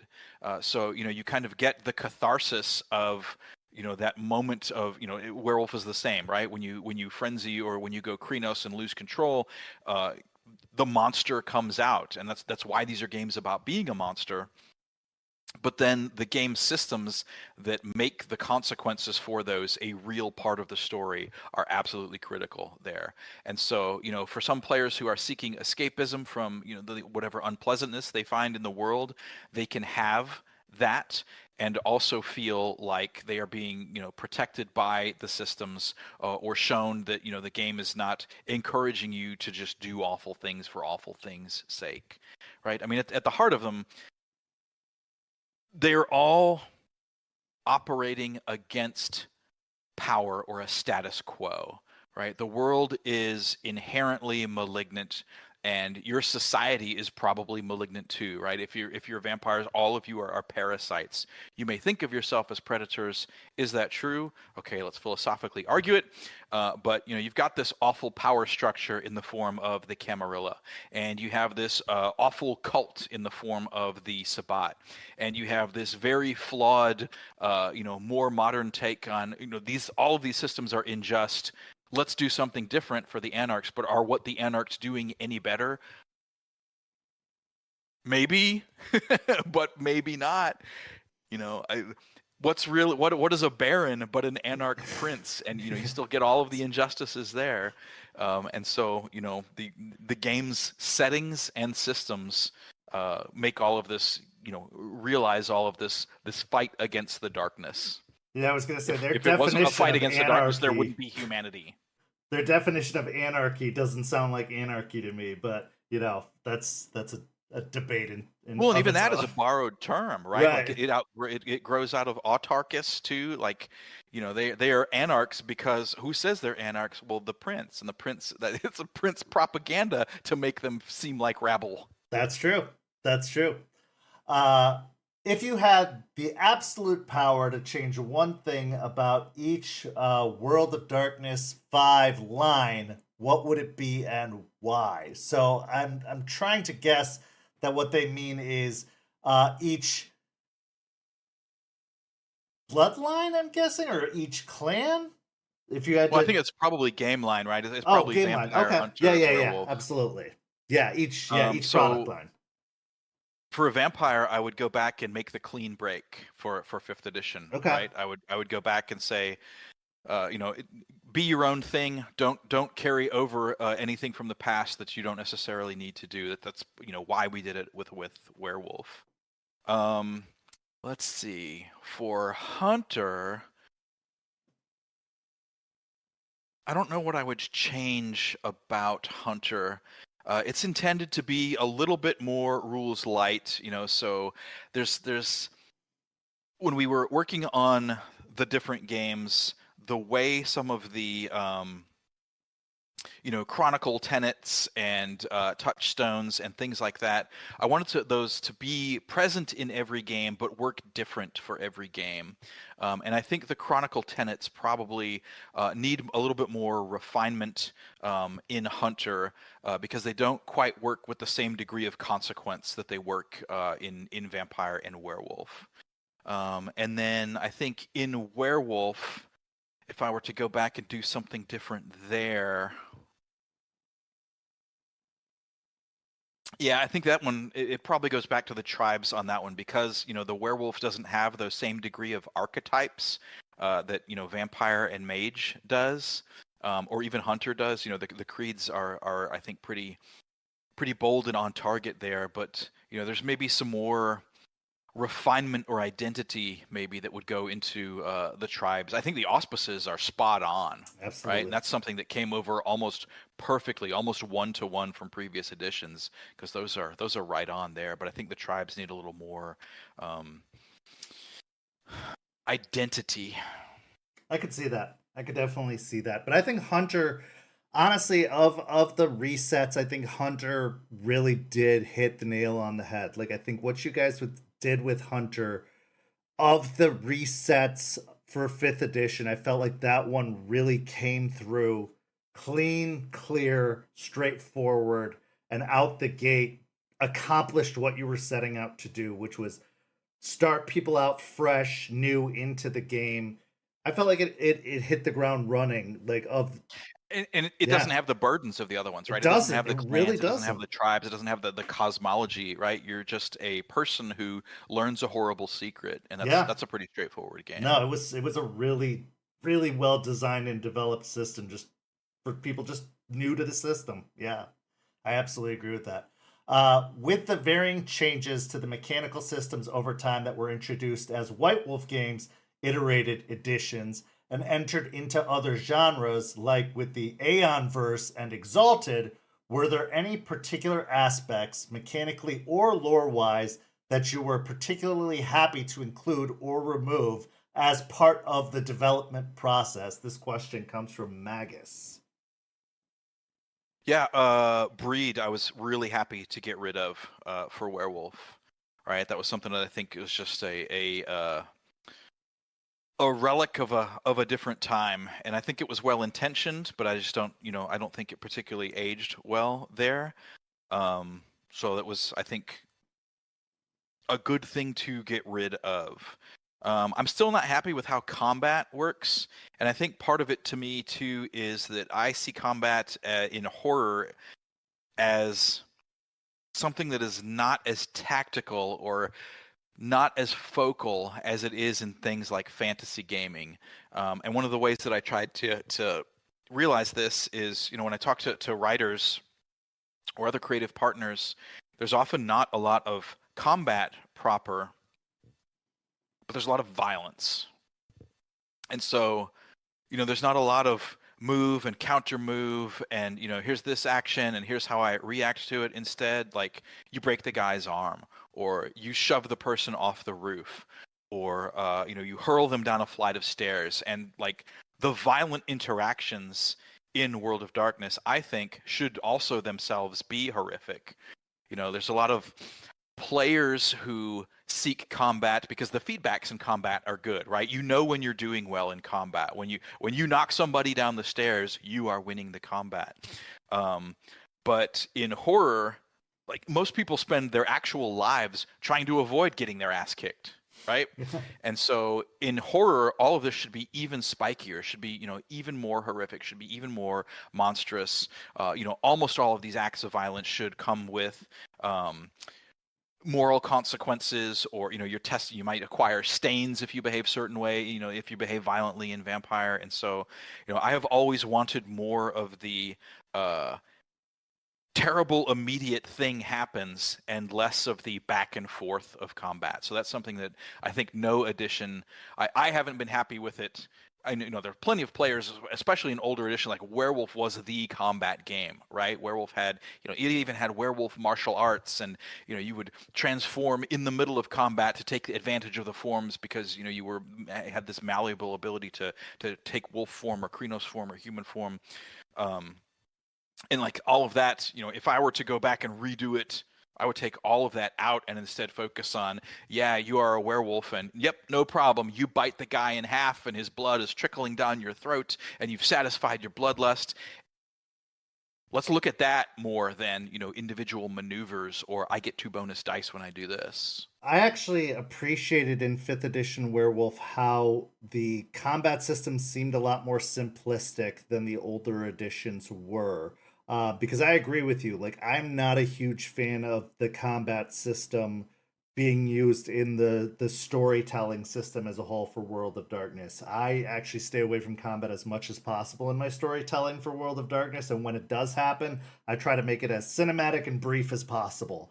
So I was a really big fan of like the 3 rounds and out, or the one roll off. Like, I'm gonna describe it as brutal and visceral and horror based as possible, and then just get to the end of it as quickly as possible, because I prefer and some people like the more substantial combat. Oh, for sure. And this is, we're never gonna make everybody happy with it. But when you try to make everybody happy, you end up falling down. You get this thing that like no one is happy with. No, for sure. But I like the like organic interactions, the emotional interactions, the arguing, the like screaming at each other, or the like veiled threats. Like, that's the game for me. I could do that all day long. Like, the social combat I could do all day long, but the actual dice rolling back and forth, describing fights, oh god, no, I can't. Well, it always slows down the game part of things. And, for some people, that is the appeal, right? That is the, there's a reason shooters are popular in video games, right? Because, when you're doing well, because the game shows you, here's your KD ratio, right? You've done great. And here's the, headshot, and there's blood everywhere. And, Werewolf is kind of celebrates that kind of stuff. But also, like, the intention for the 3 rounds and out system there is to get you back into the horror. It's when you go Krenos, you've got a finite period of time before, it all goes to shit, or, and that was done, right? Right. It didn't take 5 seconds and it was over with. Let's see. Gary, Indiana was, and still somewhat is, such an interesting choice for much of the older settings focus. What was this inspired by, and what drew you and your teams to this place? Yeah, that's Gary, Indiana actually predates me when Mark Reinhagen and Travis Williams, like the original group of White Wolfers, were going to Gen Con one year. And they were driving up from Georgia, and this was when Gen Con was still in Milwaukee. And they went through Gary, Indiana, because you kind of go up and over. And I remember them talking about... Gary is Rust Belt America, right? Here's the city that was left behind by all of the promise of the industry that had at one time been there. It did well enough to get up and going, and then all the money left, right? And so what was left behind was kind of a broken promise, and it felt like, I remember Mark talking about this, the dawning on him idea was, you are the monster, you are the vampire. And as they were going through Gary, Indiana, and seeing the kind of abandonment of a lot of the city structure itself, that's the perfect place for vampires, right? Who exists in these liminal spaces? Vampires do. The monsters are lurking in the shadows. And that also kind of takes me back to the idea of, I love music, and talking about the music that informed Vampire, a lot of Joy Division, early, post-punk and early industrial and, early new wave, and the Gothic side of things as well. And Joy Division hit a lot of those, but Joy Division is, I think, quintessentially urban music. It is the music of like Manchester. And while the US doesn't have Manchester, here's that feel of alienation. People are strange when you're a stranger, and when you're a vampire, you are a stranger, right? And so, the music makes you feel like you're on the outside, and the aesthetic makes you feel on the outside. And it's not, this giant Tim Burton land expression of things. It's just kind of a rusted out shell of the American promise. Well, and it definitely makes sense too as like a staging ground or a retreating place to the grandiose nearby place that is Chicago. You know, when they talk about Chicago by night and they talk about like Maxwell being driven out of Chicago by Loden, like where would he go? A bombed out place like Gary, Indiana makes sense. Like a nearby place that is, like you said, the broken promise of America. Like there's a story to be told there of like going from a grandiose place like Chicago to a not grandiose place or a kind of like a ruin of what could Well, it have exists been. in the shadow of Yeah, Chicago, right? If you exactly. think of the grandiosity of Chicago and the big city, and the shadows cast by Chicago, those shadows fall on Gary, and that's why it was such a central part of it. Oh yeah, the story is told just in the architecture of it itself, and it reflects the story they're telling with the characters as well. Like, and that's something that is just so genius about the writing that all of you did, is that you thought about it in all of those elements. And in your writing and their writing, you did take it that much further. You thought not just with the characters, but you thought about the elements of landscape and setting and these things so much. And that actually ties into the next question as well, which is, what is a city you've always wanted to incorporate into the world of darkness, and which line would it be associated with, and why? Yeah, this is a great question, and I was thinking hard about this one, and then ultimately the answer that I came up with is it's not one specific city that I want to see for World of Darkness, particularly for Vampire, but I've always wanted there to be a Casablanca style city, a city where it's not held by one, sect or faction or the other, but it's kind of a neutral territory, or a place where everyone acknowledges, all right, this is when we need to talk shit as a sect, we go here and do it. And so nobody really holds sway. So there aren't the traditional, one of the things that I got bored with over time was, we're going to do this city by night. And so here's the prince, and, he's either a tyrant or he's weak, and, or she's a tyrant or she's weak. And here's the group of people who are trying to unseat the prince. And so there got to be a sort of sameness about it, when originally the intent with Gary and with Chicago was that this only exists in this place. And that's one of the things that I think 5th edition does well, is it doesn't assume that every place has a prince and every place has a primogen.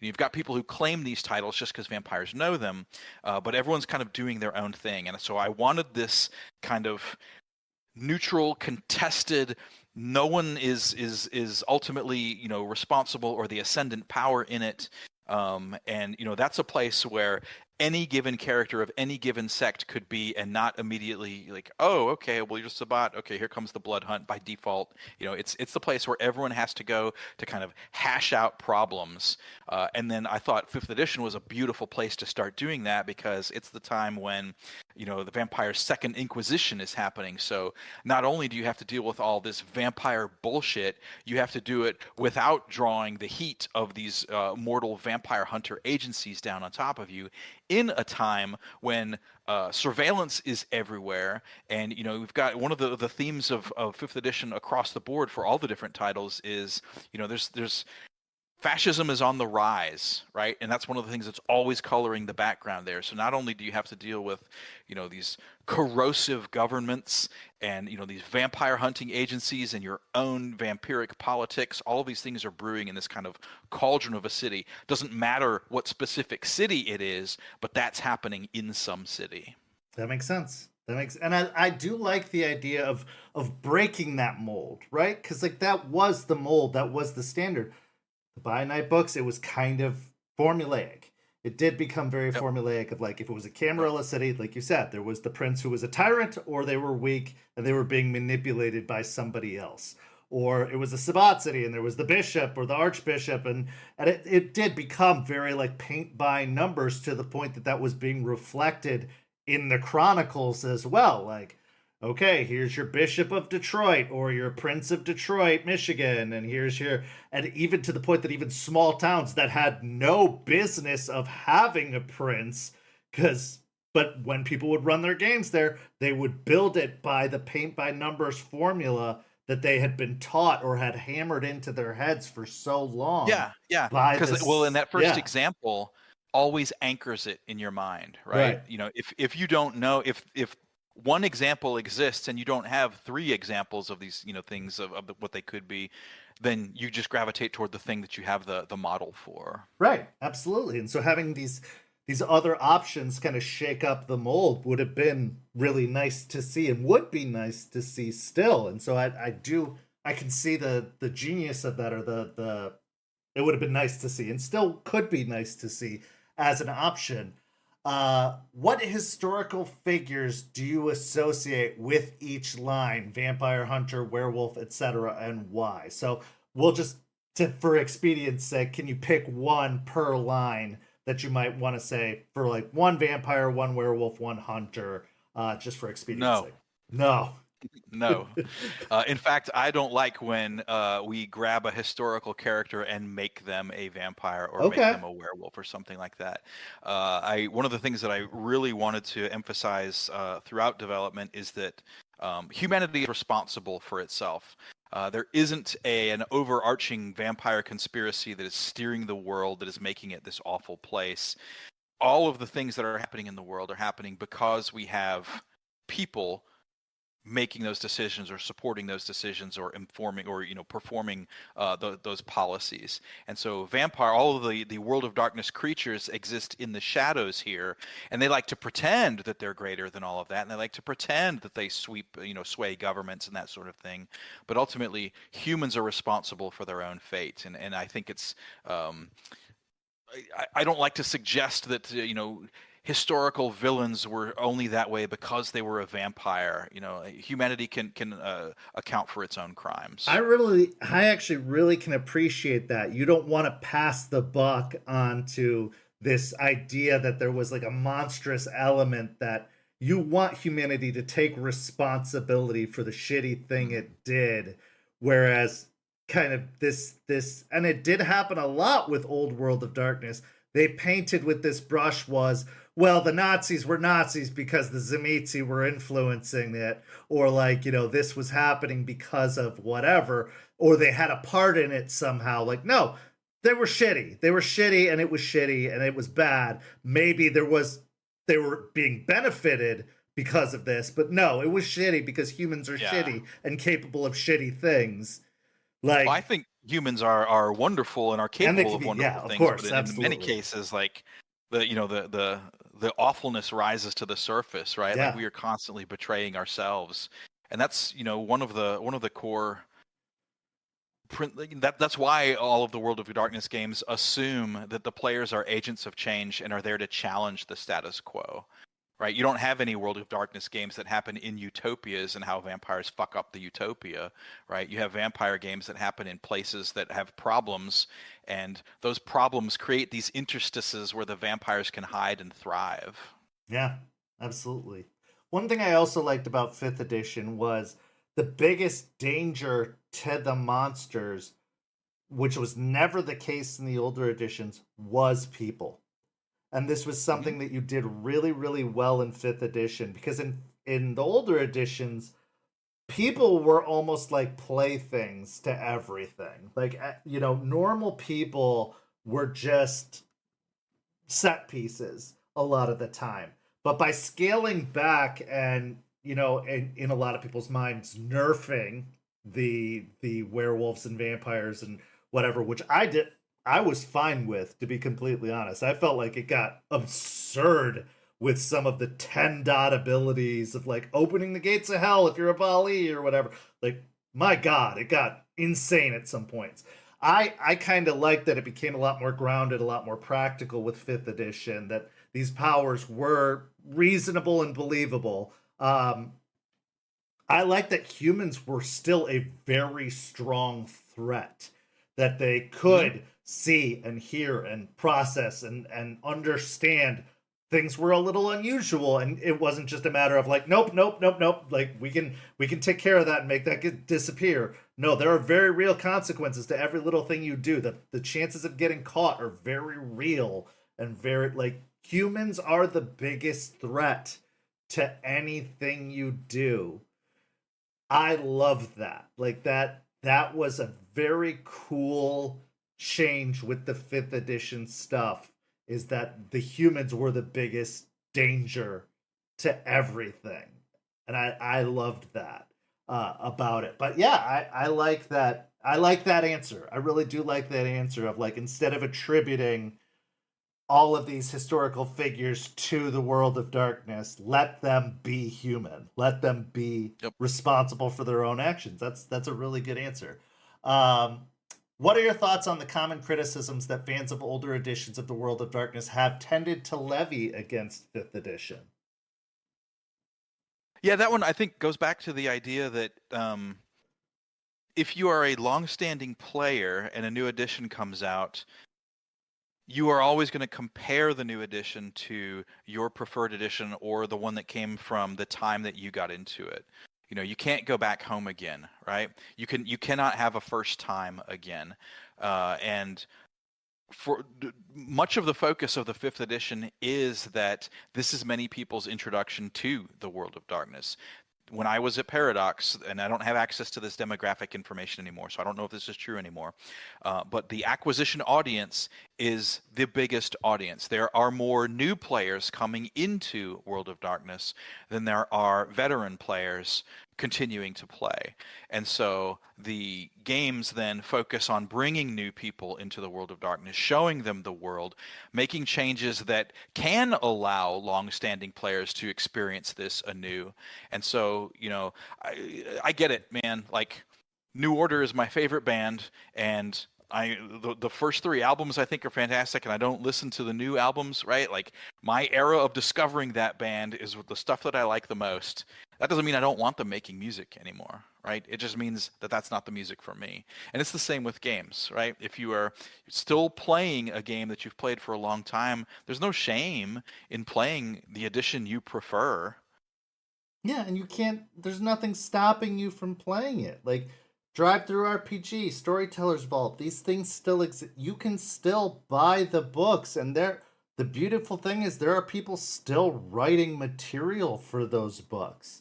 Like, now we live in a beautiful and amazing age where people can now publish stuff for those old editions. Just because the company isn't doing it doesn't mean it isn't still being done, which is incredible. It's absolutely incredible. I'm so thrilled that that's a possibility and that people are taking up the charge that, you know, White Wolf may be gone, but 3rd edition material or revised edition material is still being made, and it's still a possibility out there. And like, you can still take up the charge. Like, if you still want to play 2nd edition or 20th anniversary or whatever, go do it. Nobody's stopping you. Stop raining on other people's parade because they chose to play 5th edition. Whether it's D&D, whether it's Vampire, whether it's Werewolf, whatever. Don't rain on other people's parade. Just be happy that they're playing. Be happy that they're like, maybe then be like, hey, you like that? Why not come try Revised with me? Like, hey, I can. Maybe you'll like this too. Rather than, and the your different editions are different Yeah. editions because they're trying to do different things. Like, remember we talked earlier about the 20th anniversary edition is the one with everything. So if you want to play a game that has tons of lore and extensive, discipline collections and a wide variety of, monstrous ability, like, that's the one that does that. If you want, the stripped down, the dawning horror of becoming a vampire, the very low power focus, the very local focus, that's what 5th edition wants to do. Every edition needs to do a different thing. That's why they're different editions. Yeah, several of the people who were introduced to World of Darkness on this server went on to play 20th anniversary games. So I'm happy with that. Like, they started with 5th edition, that was their introduction. They went on to learn the other editions. Others stayed with 5th edition and were happy with that. And that's fine too. So, like, the edition wars, it's an a stupid argument. It's a stupid point.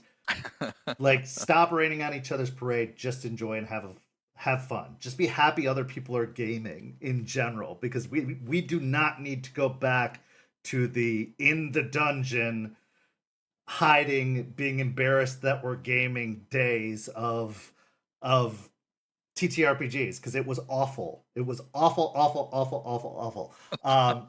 So breaking away from World of Darkness, because we've been talking about it for a long time and we are running out of time, and I really want to talk about your current projects.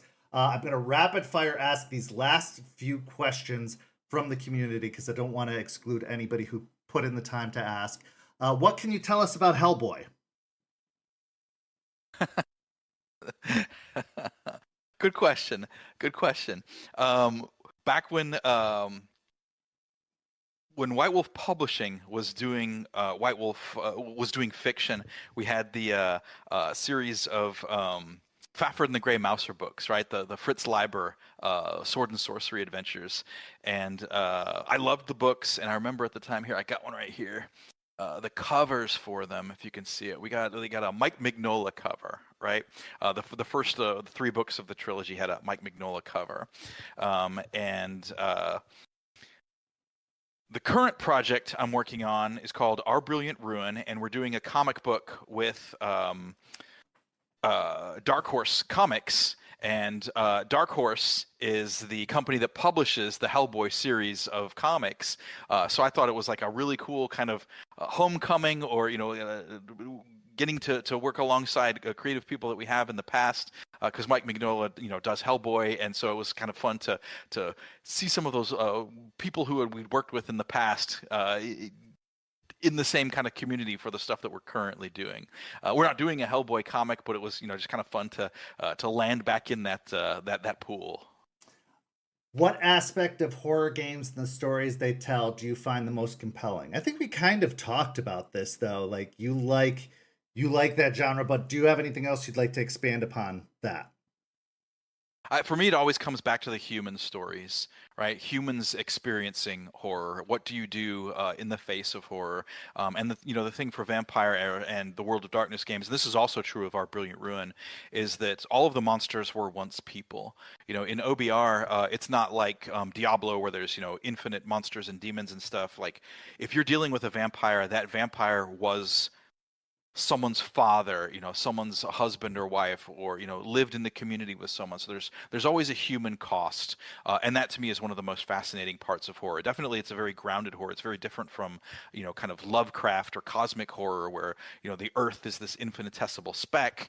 It kind of moves the camera around the opposite direction and says, these two people's relationship is the most important thing ever, and one of them is a monster. That's the stuff that I think has the most fertile ground for me. Outside of the World of Darkness related games, what are your favorite TTRPGs? Good question. I like, speaking of editions, I like kind of the old school feel of D&D way back when I first got into it. And so right now, I've got a group that's playing a game called Outcast Silver Raiders, which is a kind of almost procedurally generated. Everything is randomly determined. It uses like really old. There's only the 3 classes. There's the fighter, the rogue, and the sorcerer. So I'm playing that. That's interesting. One of the things that I really think is cool right now too is a game called Mothership, which is a sci-fi. Think of playing Alien, right? There's something awful happening somewhere. You're slowly discovering it, and the horror of it intruding on whatever you're trying to do is the thrust of the game. You're dealing with stress. You're dealing with panic. You're dealing with whatever the actual problem is. You're running a intergalactic garbage scow, or you're delivering something to a space station, or holy crap, we landed on this planet and there's weird remnants of a non-human culture. What is going on here? It's beautiful. Oh, that's amazing. And then Väsen. I love Väsen, which is a Swedish game based on the art of Johan Egerkrans. It's just like mid to late 19th century in the Nordics. And you are dealing with discovering the difference, the veil between the monstrous world and the human world is starting to part, and so these monsters show up here and there, and you are doing something about them. Oh, that's So incredible. those are my 3 interests right now.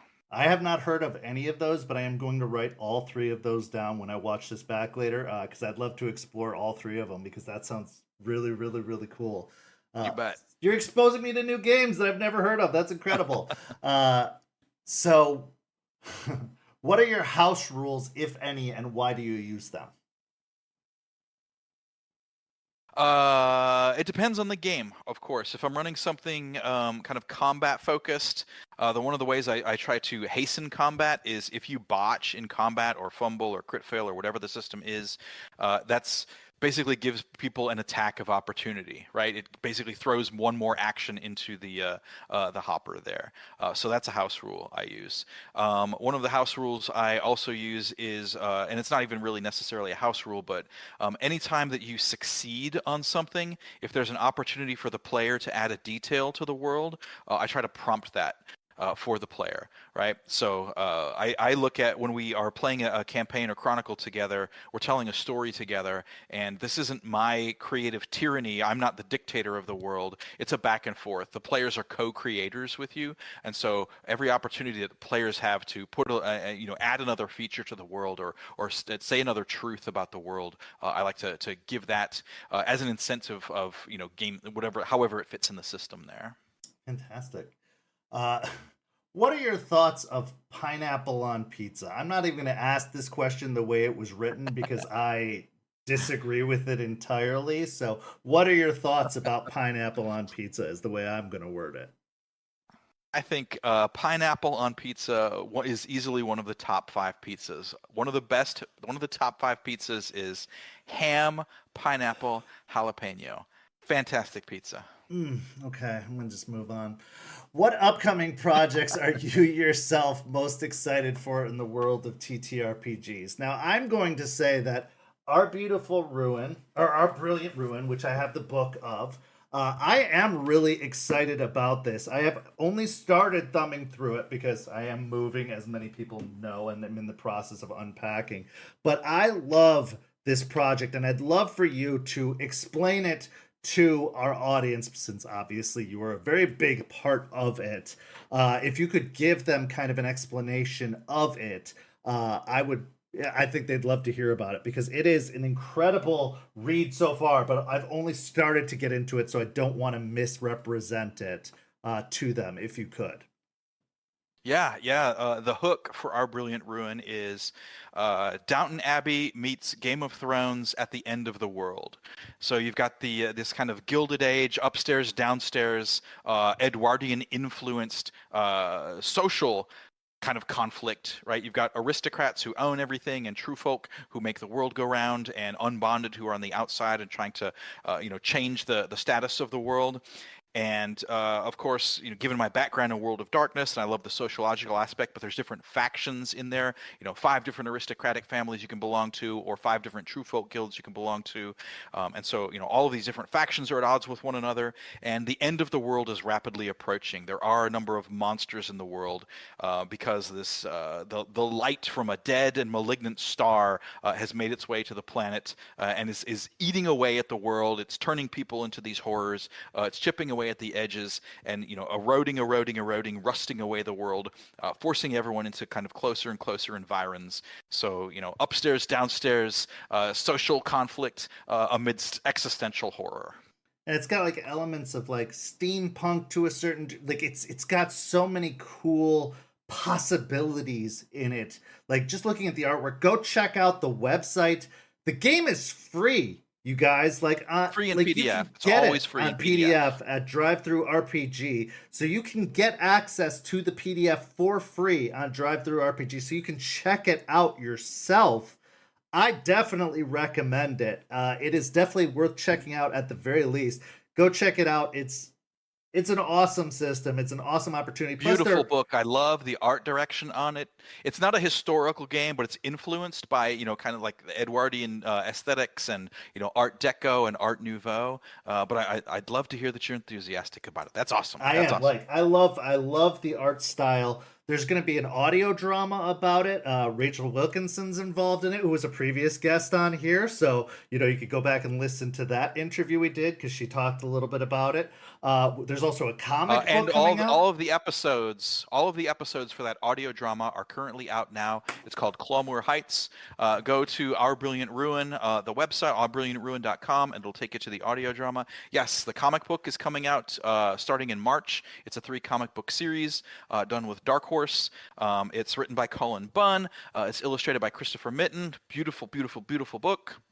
Yeah, so I can't say enough highly about it. I'm excited to dive into it, and I want to talk more about that, possibly in a future episode where we can get both you and Rachel on if you're up for it, because I'd love to explore more about this game, especially when I've had more chance to read about it and do some more homework on it so that we can delve more into it. But I think that it is an awesome opportunity because I do see a lot of the fingerprints of kind of the same influences of World of Darkness, because both you and Rachel had a lot of World of Darkness influence, obviously. Both of you contributed to World of Darkness in your own way. You strongly, obviously, did with your contributions, but Rachel also was a contributor to World of Darkness.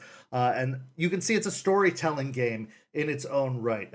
Obviously, the mechanics are different, but so. it is very much a strong storytelling influence, and having alternatives to World of Darkness products is a beautiful thing. But it also does still appeal. So having other options out there is a beautiful thing. So I'd love to have you guys on to talk about it and discuss it more. But Our Brilliant Ruin, go check it out. It is for free in PDF form. And as Justin said, it will always be free in PDF form. So go get it for free right now. Like, don't wait.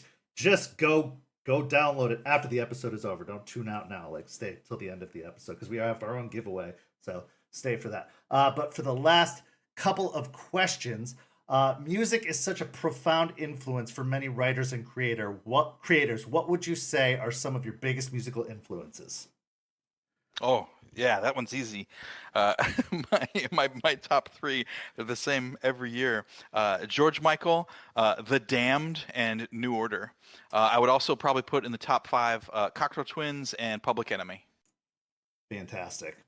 What question do you wish an interviewer would ask you, and what is your answer to it? So this one, there aren't any particular questions that I'm wanting to be asked. Like, one of the things that I like about doing these is hearing the questions that people ask, because it shows me how people play the game. It shows me, oh, they've been thinking critically about this, or, oh, this obviously means a lot to them, so they're wanting to find out more about this. A lot of times when you play a game or read a book or watch a show or listen to music, you are kind of taking what's presented. You get the kind of end product there. And so the reason I like stuff like this is it sort of gives people a peek behind the creative process or behind the curtain, or, well, why was this decision made? And so it gives you more context there. So, it's not necessarily that I'm wanting to be asked a certain question. I just like the way the questions shape up because they show me what it's important to, the individual or the community or the people who are playing. Would you ever have interest in contributing to the World of Darkness again? Like we were talking about earlier with things like Storyteller's Vault, where people can still publish. Like, not now that you're out of it in an official capacity, like you've got Studio Hermitage and you're creating new products. Would you ever still consider revisiting the World of Darkness and doing something independently, or would you consider, maybe making your own type of version completely devoid of World of Darkness, but revisiting the horror genre and trying to, because I know Onyx Path or there are other companies out there that are trying to they're kickstarting their own version of something like it, but isn't World of Darkness. Would you try to revisit that genre again? I mean, I wouldn't rule it out. I've got, my home chronicle sedition could easily be turned into something for Storyteller's Vault, right? It's just a question of getting the notes together, and it's kind of funny because it's the same setting that I use in many different times, right? I've run many different games using the same setting. So it feels to me like I would probably do that as opposed to I mean, I'm not going to try to come up with a competitor or No, something no. that moves in the same spaces. I would go back to, I think, the one where I'm the most or have the most facility with it. If I was doing something like that, so probably something for Storyteller's Vault where I did do something in World of Darkness again. That'd be amazing, because it's always, I always see these people who have contributed for so long that either got burned out or got dissuaded because of the direction they saw the company go in or whatever, and it always hurts my heart because I'm always saddened to see what could have been, or that they had so much more that they wanted to give, and I'd rather it be like just keep giving. Like, if there are people out here that want to cheer you on and want to see more and want to see what you wanted to see happen still happen, and with the opportunity to still see independent published products, or to see like, well, this is my version. Like, I know Monty Cook published their version of World of Darkness for a minute there. It'd just be interesting. It'd be interesting to see, Justin Achilli's take on Vampire, if he could have done it over again. If he could have Vampire 6th edition, Justin Achilli style, maybe something someday. It'd be interesting. That's all I'm saying. But yeah, let's go ahead and do our giveaway before we put a button on this thing. I know I've kept you longer than I promised I would, but I want to wrap this up. So for our giveaway, like I said, we are giving away this set of dice from Ember Fox Dice. So put in the hashtag Justin to be in the running for that. And we are about to do the drawing for that in just a minute. We are also giving away a set of the Discipline deck for Vampire the Masquerade 5th edition. That is also going to be drawn. But first, we're going to do the drawing for those dice.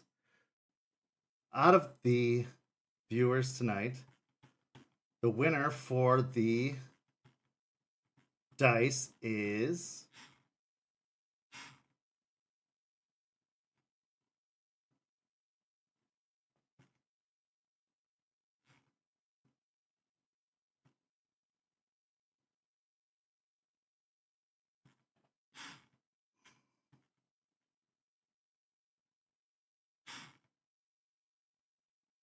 Tess Fought You Live. And the winner for the Discipline deck is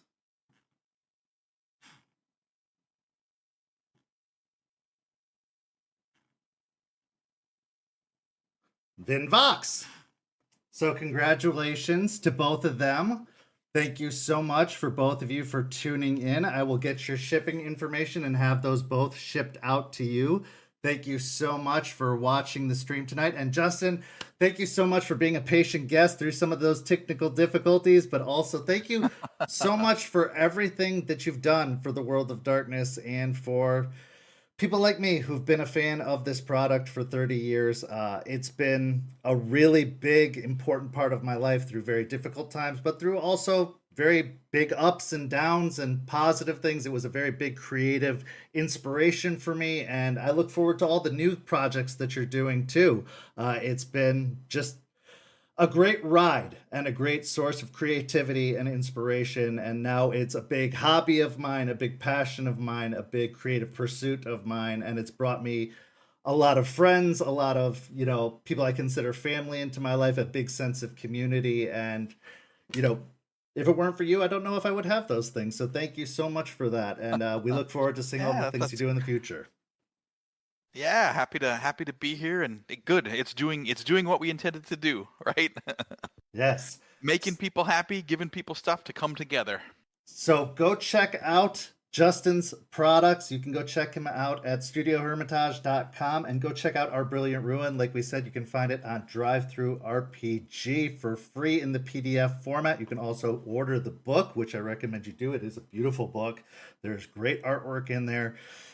It's something you're going to want to have in your collection. Thank you all for watching. You can join us in 2 weeks for another After Dark when our guest is going to be Vin Vox, the giveaway winner tonight. They're going to be on After Dark, and we are going to talk about their content and all of the amazing projects that they are working on. So we'll be happy to have them here with us on After Dark. It's going to be a great discussion, but thank you so much for watching. We'll hopefully have Justin back, like we said, to talk about Our Brilliant Ruin at a later date.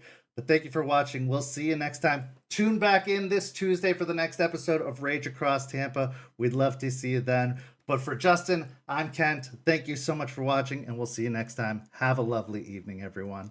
Thanks, y'all.